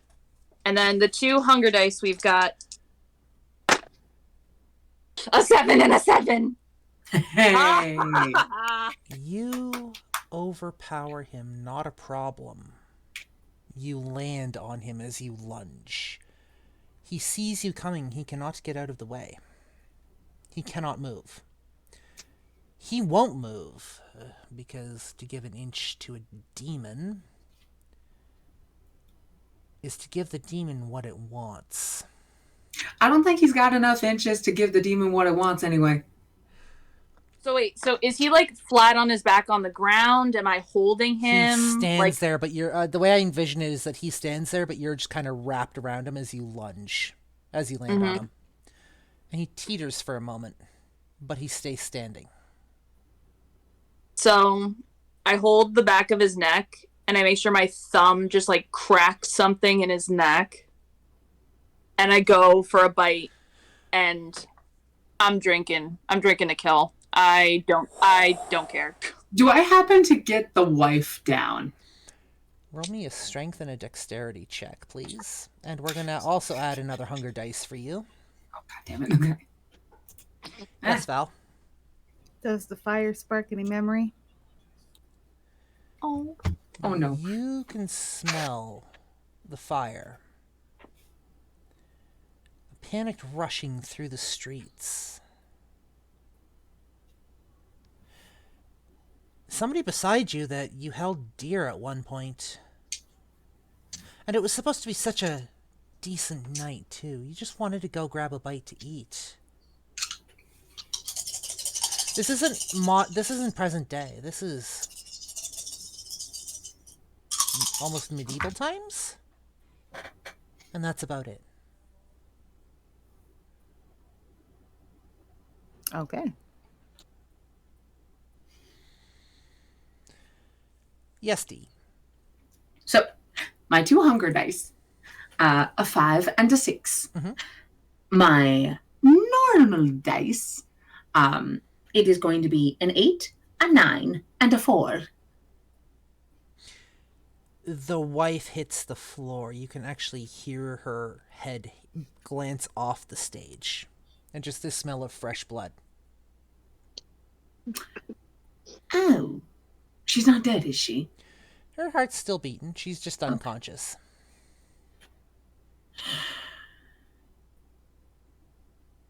And I so wanted to see the look on your face as I spewed on you.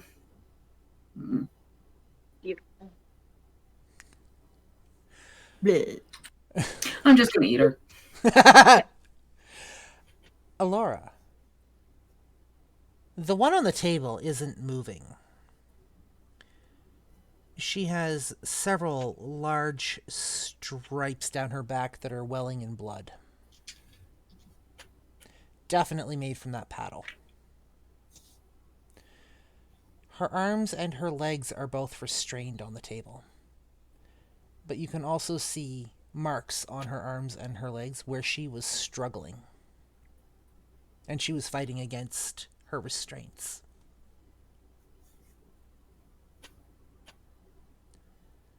What kind of restraints are we talking? Leather. Leather I can work with. I'm going to rip the restraints off of her. Roll me a strength check. Make me a strength roll. Don't forget your hunger dice if you have any.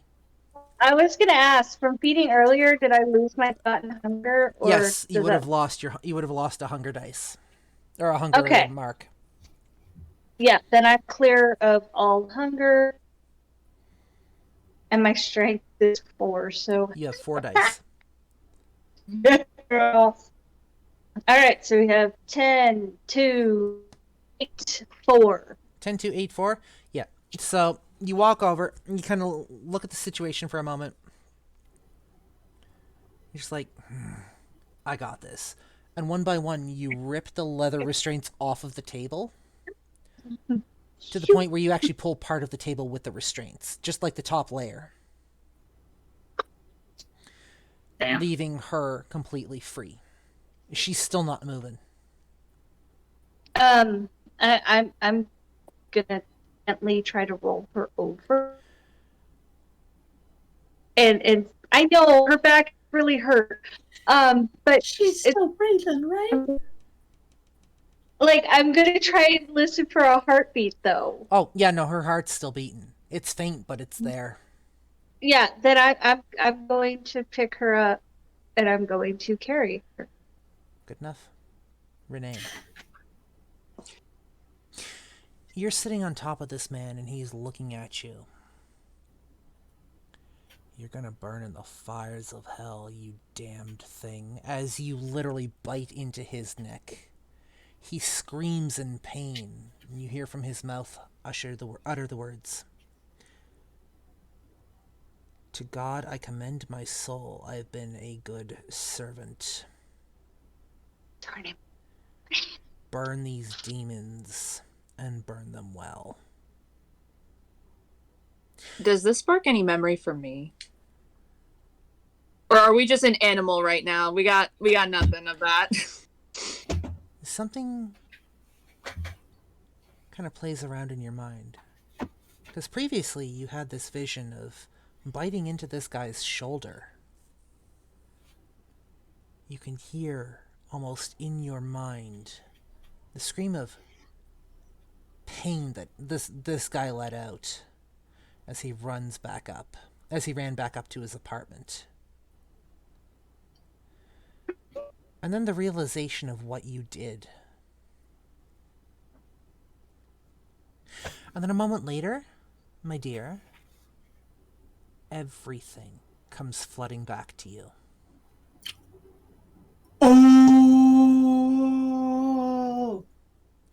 Total recall. You can hear the last gurglings of painstaking breath coming from the man that you're laying on top of on this stage. Because he's fallen now. Labored breaths, and then a moment later his heart stops. And you can just hear the beast purr contentedly.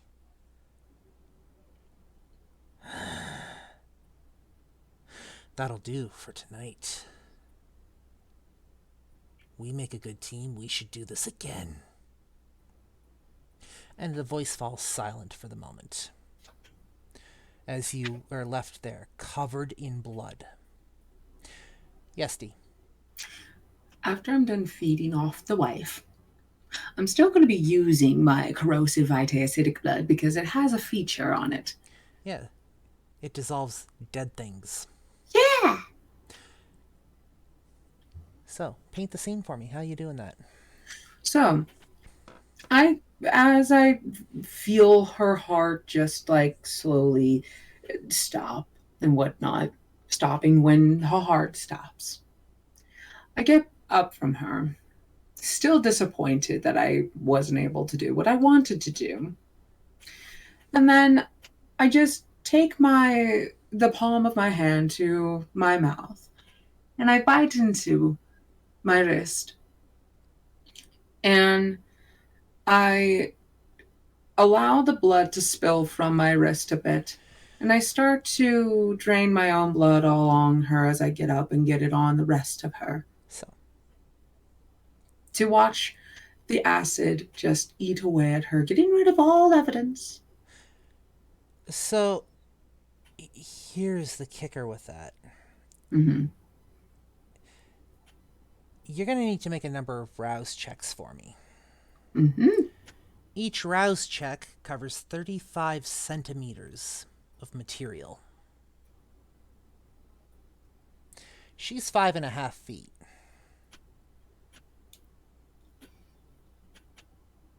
Yes, Val. I would recommend simply doing something like putting it on the place to erase that evidence, or maybe just like all here. Okay. I'll just do that then. I'll just do enough to get rid of the evidence of vampiric biting.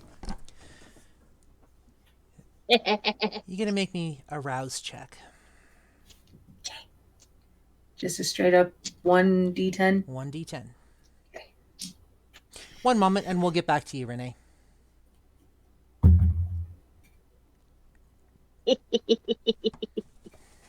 What did you roll?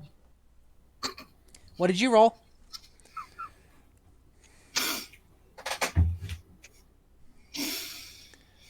Oh, God. What did you roll? Oh, no. I don't like where this is going.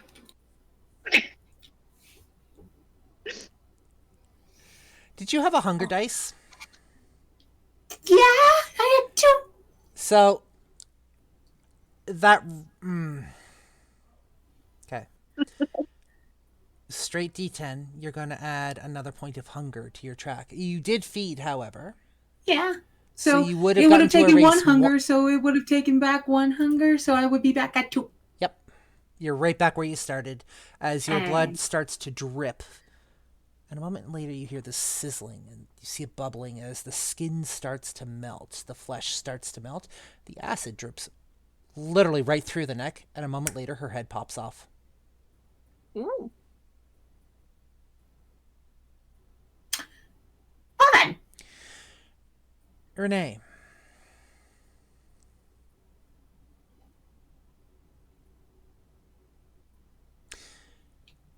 I am in shock. Just I guess seeing everything just playing by super quick. That last fateful night, your job in the hospital, the training that you went through, the Hippocratic Oath that you took, your parents, everything. The voice in the back of your mind purrs. My gift to you. But at a price. You lose a point of humanity. Did you have any points in humanity? Yeah, everybody started with points in humanity. You should all Do get I lose 7 a to start hunger with. at least? Pardon? Do I lose a hunger? Oh yeah, no, you're going to go back to 0 hunger for this. You killed him outright. I will let you take back all of your hunger dice for that, all of your hunger points for that. But you do lose a point in humanity for entertaining the beast.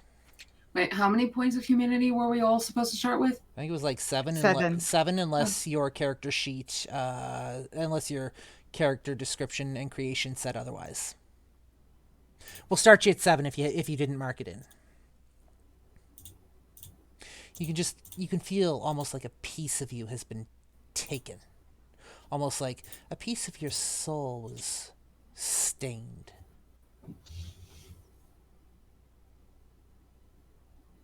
Even though this was for the greater good. You were saving a friend. This is our power. For what power we have always comes at a price.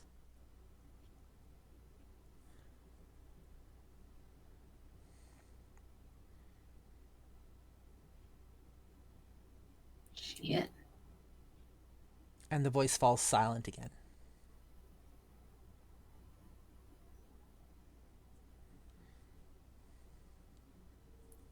Leaving you with a corpse with fresh bite marks. That Dia is going to start trying to hide with her acidic blood. Make me a rouse check. Yeah. Oh, thank God. Hold on. I was gonna say that Alorah's gonna be trying to sneak away with Lydia, to get away from all this, and look over and just see Dee and be like, "That is cool," and it just makes working again. I got a 6. You got a 6? I got a 6. So you don't take another point in hunger. Yeah. But again, you drip your blood over kind of the neck and the area that was bit. And a moment later, once again, the head pops off. Oh, God damn it. I'm trying not to pop off heads. We gotta try to fucking fix up evidence. What's up, Val? Oh, I was just saying whenever like there's a good place to insert, I'll meet our kitty halfway with the girl. How is the other girl doing? She's still following you. Like, whatever you said to her seems to have stuck for the moment. She's still under your influence. And then she sees Alorah walking up the aisle with her sister. You can smell the blood coming off of her. And her sister just... You can feel her waver for a moment. Is she... She's alive. She's just sleeping. We will get her taken care of. We have a place for both of you. Don't worry. The girl nods. Renee, you look like you wanted to say something. Crying. Renee, what happened? If I remember everything.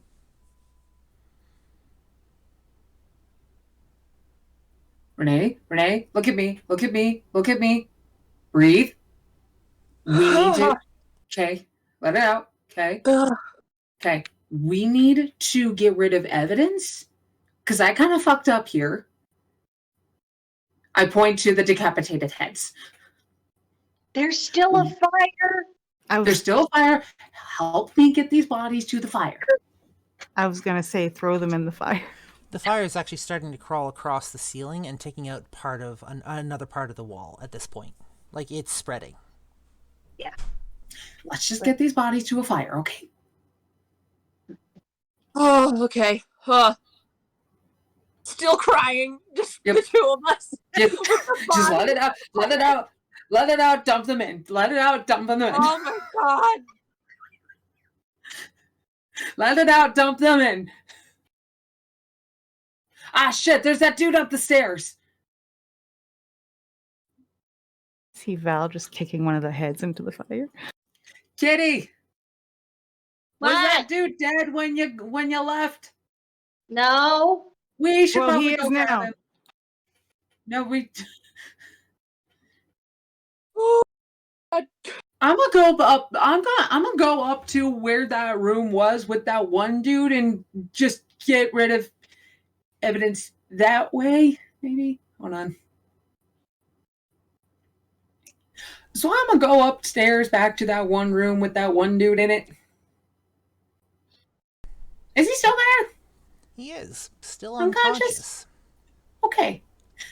Is there a way that I can just, like, hide the evidence of that bite mark without decapitating him? Val?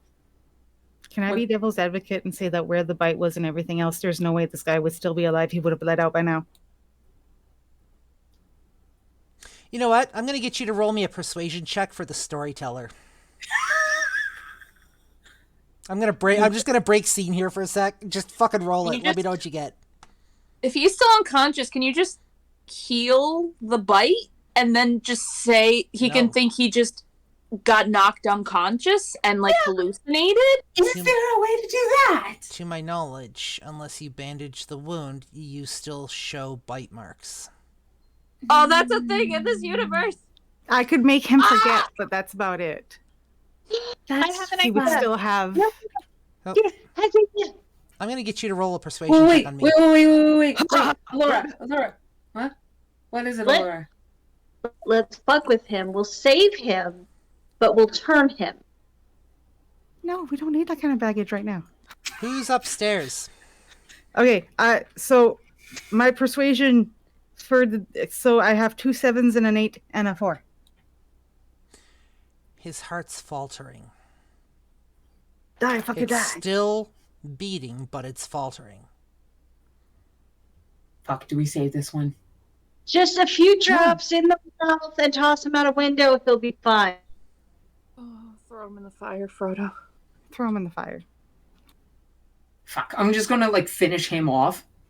And just like that, The room that you left him in grows unnaturally silent as his heart takes the last beat. Fuck. All right, let's get him to the fire. You throw him down into the fire in the hall. But before that, like, I'm actually just gonna like scratch up his neck all the way. Probably just rip his head off.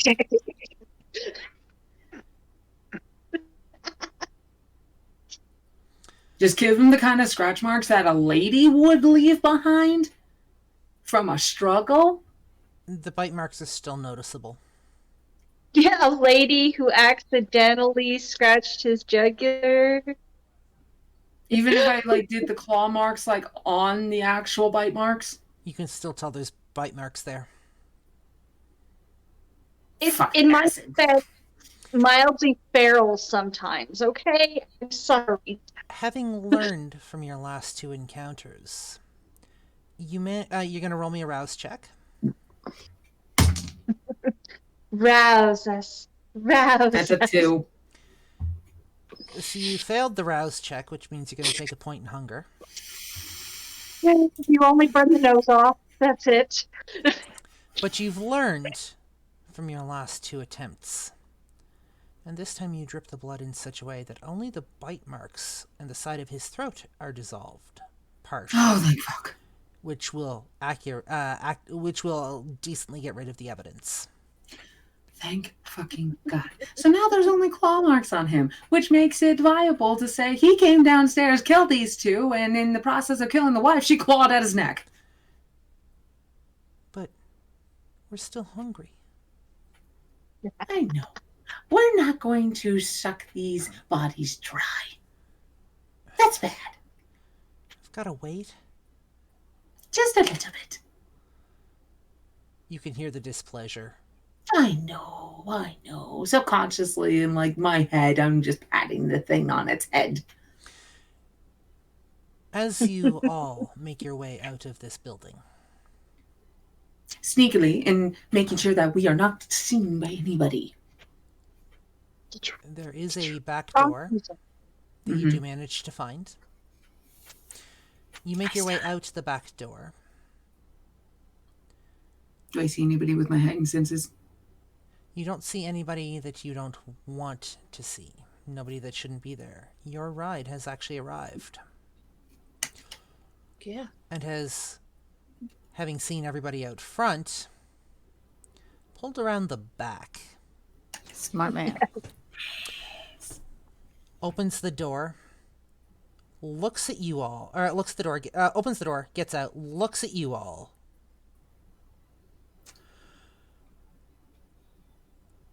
There was an electrical mishap. What did Open you... the trunk. What did you... And he looks There was over... an electrical mishap. He looks Open over... the trunk.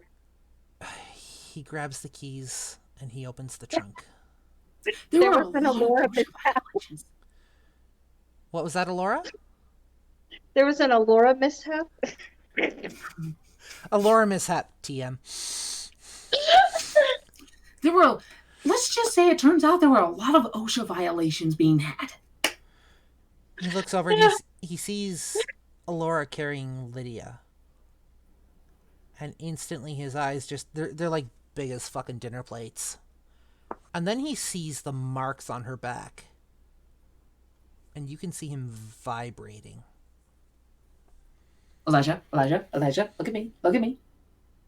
We're getting her to help. You say electrical mishaps. Mm-hmm. They Those died curtains are violently. not made of good material either. I remember how to drive. You see Elijah Hey!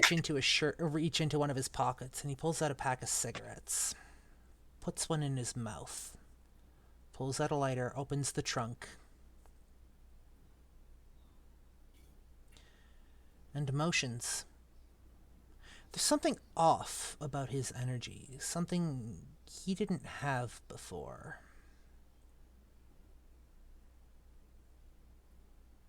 I've seen horror movies. I'm not going to that trunk. But if somebody wants to grab Lydia, I'm gonna go get Penelope. No, you're not. No, you're not. No, you're not. What did you want the trunk for? What did you want the trunk for?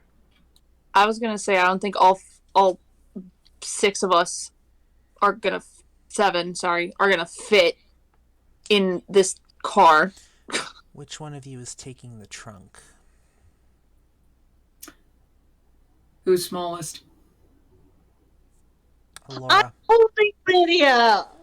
True. You get in the trunk, we'll take Lydia. You guys do figure out how to fit yourselves all in this little beatnik car that shouldn't be fucking moving. Now doing a rather decent impersonation of a fucking clown car. Also shotgun. Someone sit on your lap, dude.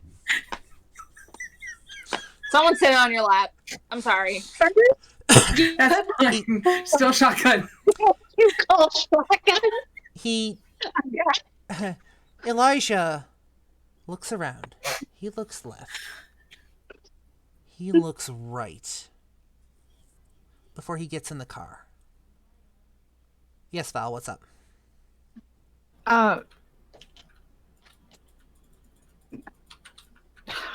Never mind. He looks okay? he looks at you all in the car. Except me.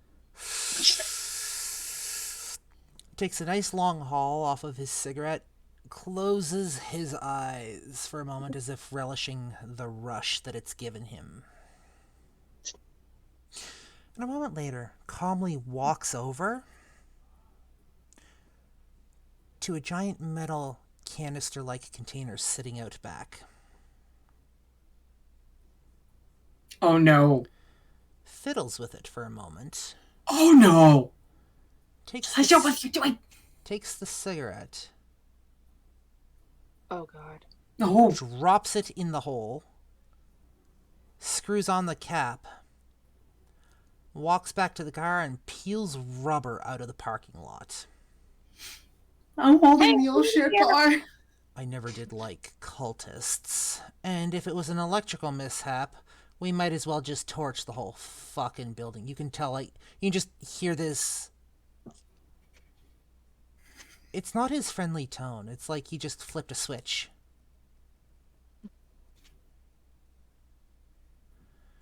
A moment later, you hear a resounding explosion. I'm just bouncing around in the trunk because he peeled out.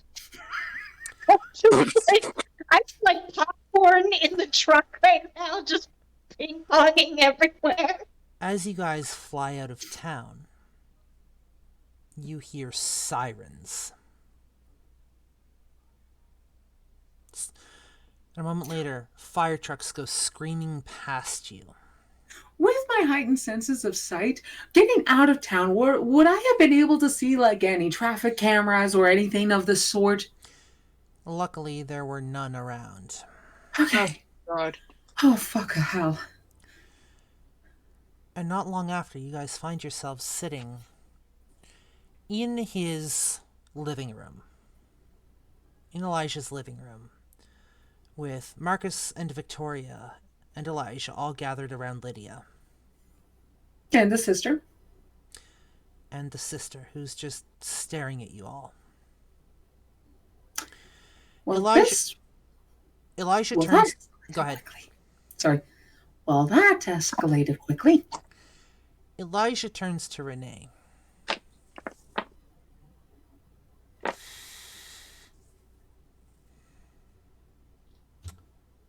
She's gonna die if you don't do something.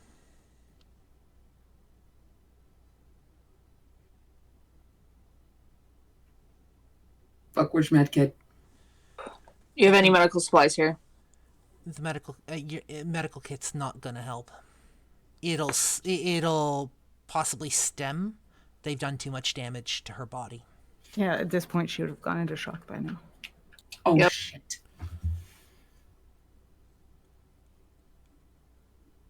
Elijah speaks up. Again. There are two options that I can think of at the moment that you have.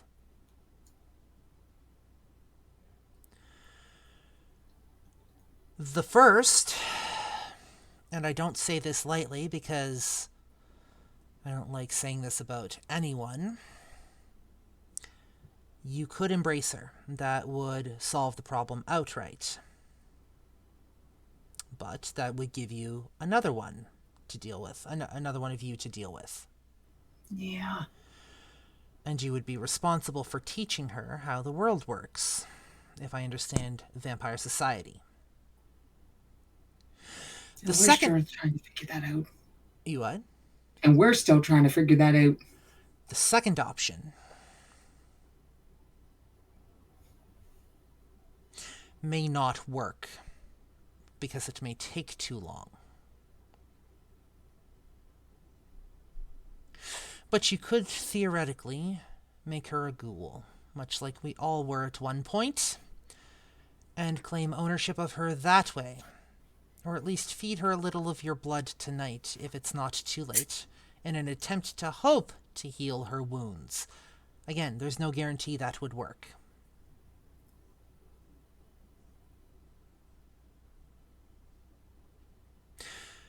Would she be a ghoul forever, or would it just be for a little while? As long as your blood is in her veins, but keep in mind that with that also comes a connection between you and her.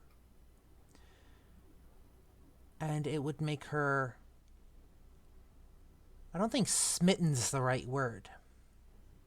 Infatuated? Not infatuated, more easily influenced by and more willing to listen to you. Oh. So she would be a puppy. No, she would still have free will, but the one whose blood flows through her system would have more sway with her. It's hard to explain just exactly what a ghoul is. Renee, you all right? I'm not the one to make this decision for her. You're the one that said they would protect her, and she's not here to make that decision. So I'm going to leave this in your hands. This is your choice to make. And I want you to know that I do not fault you for what happened tonight. This is not your fault. But are they going to come back and haunt her? Are they going to come back for her? Is the only question I have. I don't know. I look to the sister.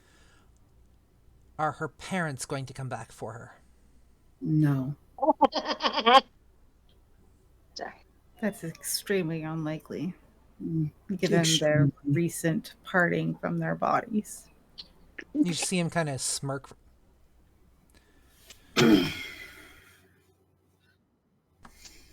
Yeah, that's their involvement is not going to be an issue anymore.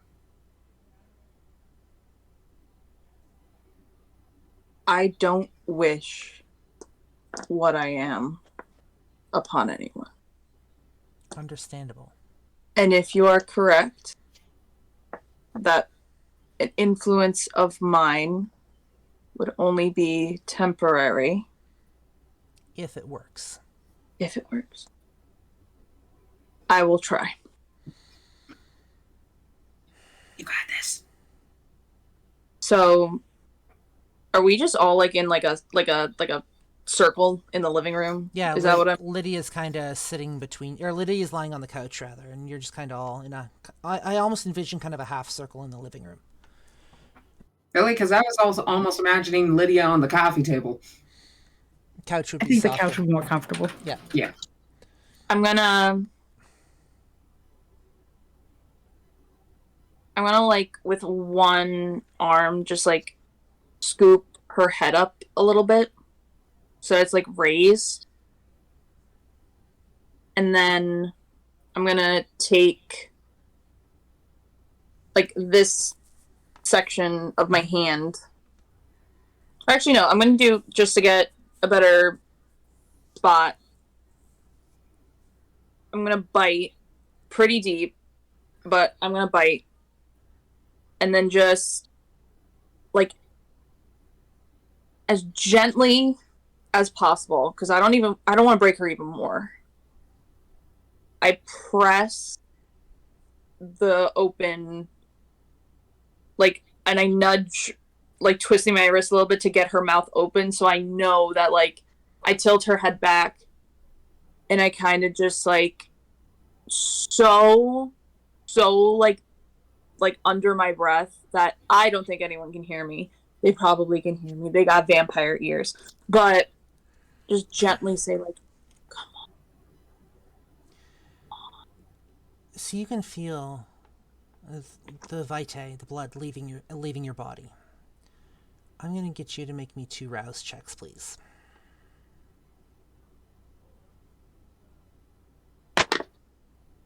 10 is the first one. 6 is the second one. You successfully make your checks without rousing your hunger. Congratulations on both counts.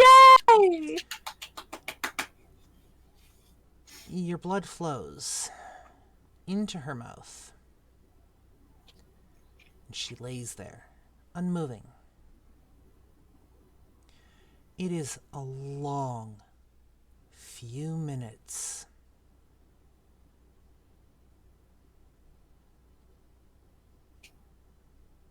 Before you see her hands start to twitch.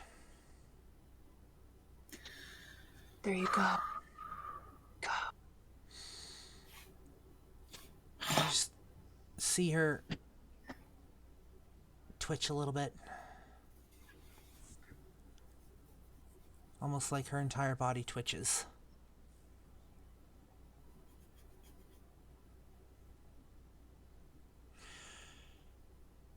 She opens her eyes weakly. Your eyes are red, yes? She looks up into your red eyes.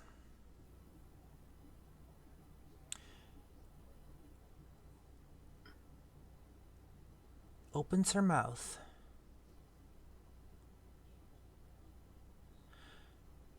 She just utters a simple phrase. Make me like you. Oh man, I was hoping she would say it's Taco Tuesday.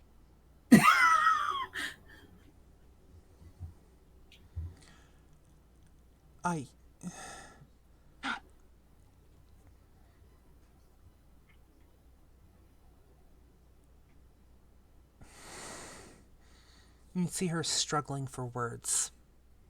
But the the flow of blood on her back has stopped. You can smell that, like, as in just stopped.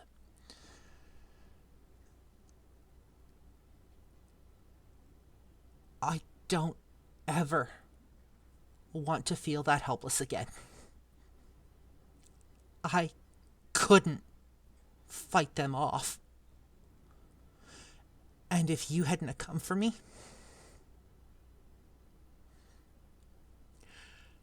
I'd have been dead.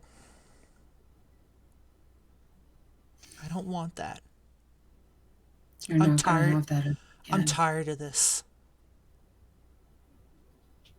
You just got out.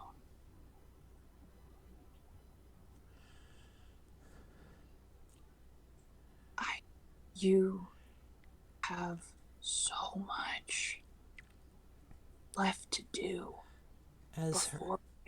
before you embrace immortality. As her voice starts to return, and her strength starts to return, you can hear this determination in her voice, and she looks again point blank at you, almost as if peering into your soul.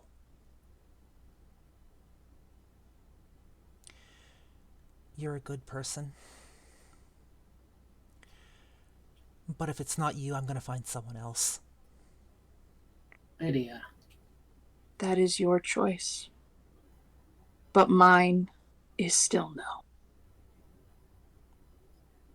And Lydia. She closes her eyes and turns her head. She's done listening.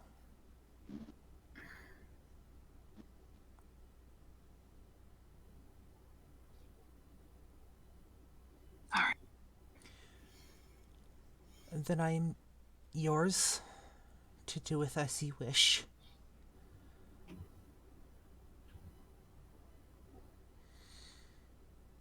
I want you to get some rest.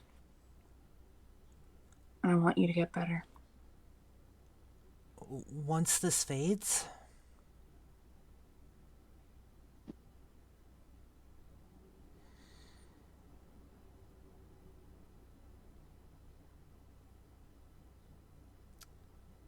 you...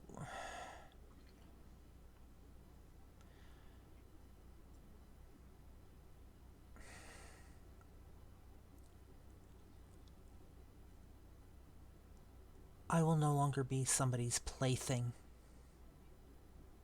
I'm going to remove that ability from everyone around me.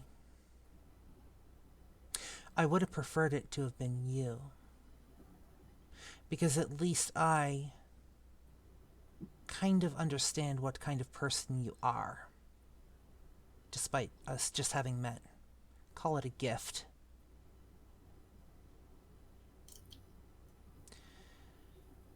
I don't know who else is out there.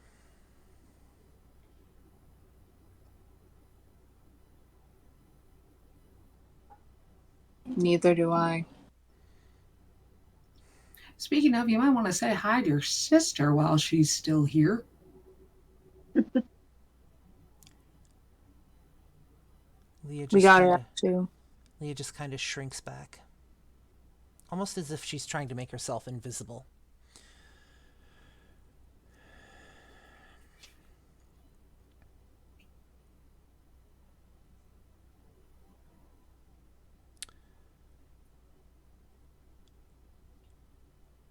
Lydia, I'm not going to ask anything of you Doesn't that you matter if wouldn't you want ask to or do. not. Doesn't matter if you ask or not. At the moment,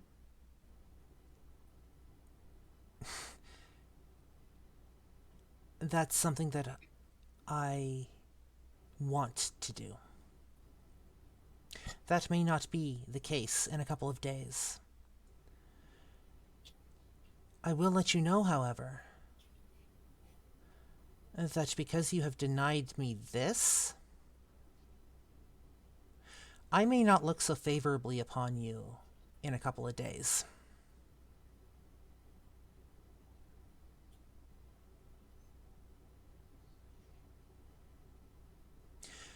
I don't like being weak. I left my parents for a reason.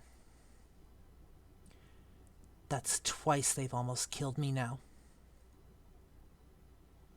Both times I have been lucky to escape with what remains of my life.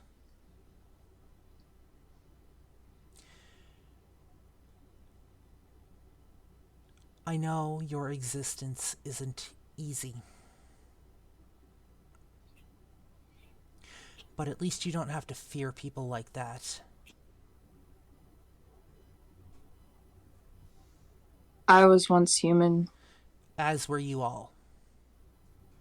I was also helpless in quite a many situations. I remember that now. I drank your father's blood. Good. Practically gurgled Good. the whole thing. Good. Then we are in agreement. You can be angry at me all you like, and go find somebody else to turn you. That's fine. That's within your power. But I'm not gonna turn you. If you want to be powerful, go be powerful. I'm not stopping you. I'm just not gonna be the one to do it. Go find what you want. Live the life you want. Kick as much ass as you want. Never be powerless again. You don't understand. The life that I want The reason I ended up a ghoul in the first place was because somebody promised me something that they never delivered on, in order to seek vengeance against those who hurt me.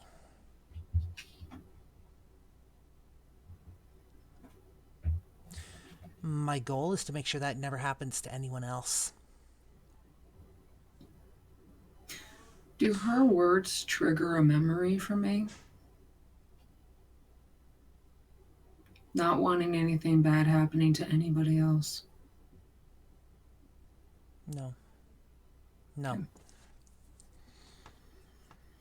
But we both know that me sitting here talking won't change your mind.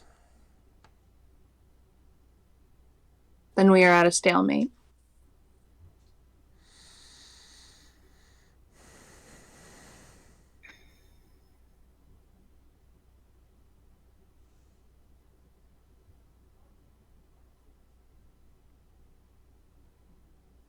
I'm sorry that was your past. But what I say still stands. I'm not gonna be the one to change you.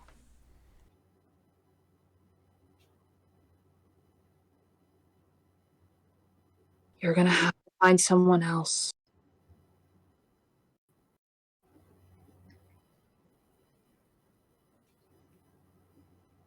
Then it's either I hate you for the rest of whatever life I have left,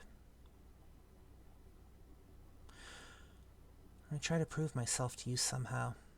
The blood seems to already be starting to take hold. Lydia, keep in mind, the lots of us here are also trying to figure shit out for ourselves. It would be highly irresponsible for one of us to turn you. She turns her head to the side, closes her eyes. She's not listening. Are we getting close to sunrise? We are. Leah kind of shrinks back in the corner, almost as if trying to process what happened tonight. Oh, is that the girl's name? Leah? Yep. Damn. Lydia, Leah, I don't command anything, I ask you. Please get rest. Leah looks at you, Renee. You can see the tears kind of falling freely down her face. She kind of shivers for a moment, as if waking up from a really bad nightmare.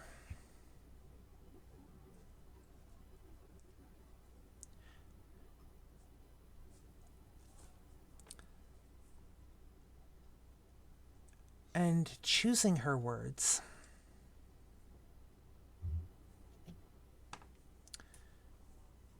very carefully,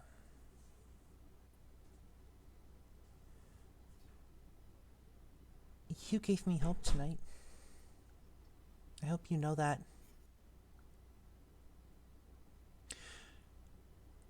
Thank you. Shockingly, you gave me hope tonight as well.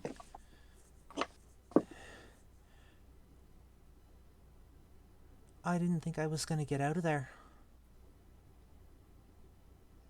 You all gave me hope. That's something I haven't felt in a long while.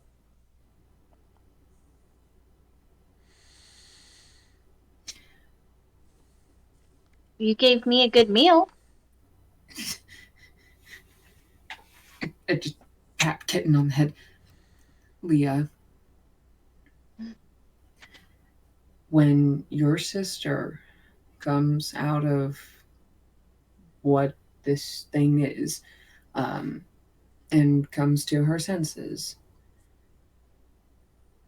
you two will have each other, effectively, since you two are the only ones left of your family, considering everything that's happened tonight. She doesn't want me. Because for the longest while, I was part of being her tormentor. It's only within the last couple of months that things have changed.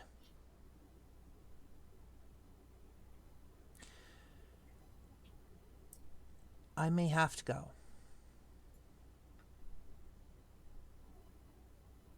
I don't know if she'll let me stay here. At least wait until she comes to her senses when she's fully healed. And see if there is a way to reconcile. Because whether or not you two stick together, the both of you effectively have to start new lives. Your sister here, Lydia, has already started that process, so it's going to be a little bit easier for her should she decide to try to get back to what was her normal routine before these last couple nights. You, however, it's going to be best for you to try to figure out things for you, because you have to start over now too. And also making sure that you are not traced by those that would force you back like they did your sister. Elijah speaks up, kind of having watched this go back and forth. Thank you for bringing Lydia home. You've brought me a sense of comfort tonight. Thank you for being there. Mm-hmm. This is going to take a lot of work. Yeah, well.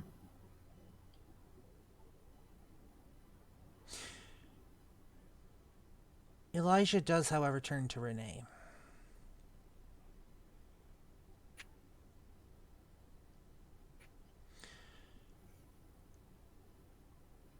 Don't throw the baby out with the bathwater. Don't say never just yet. Just give her time to come around.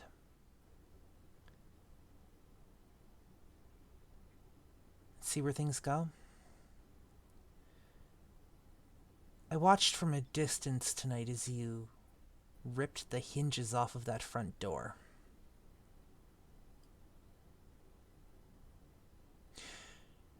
I've never been prouder of a group of people that, I've barely just met. That also tells me that, despite having just met, you care a great deal.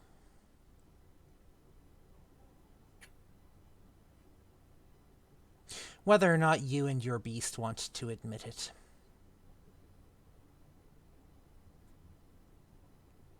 So I'm going to echo Lydia's statement and say that you're a good person.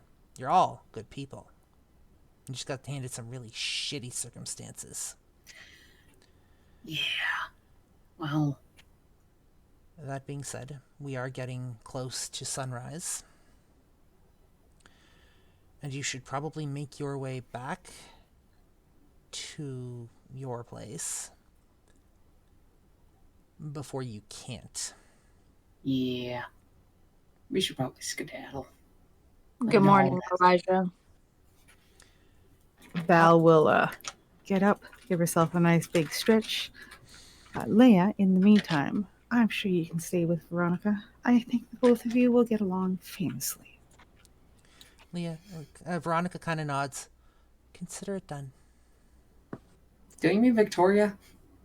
Fuck, I always fuck it up. Yes, sorry. Victoria says, consider it done. I thought that was a character thing. I thought you were... No, you're good. Damn it, brain. Victoria says, consider it done. I'll look after her.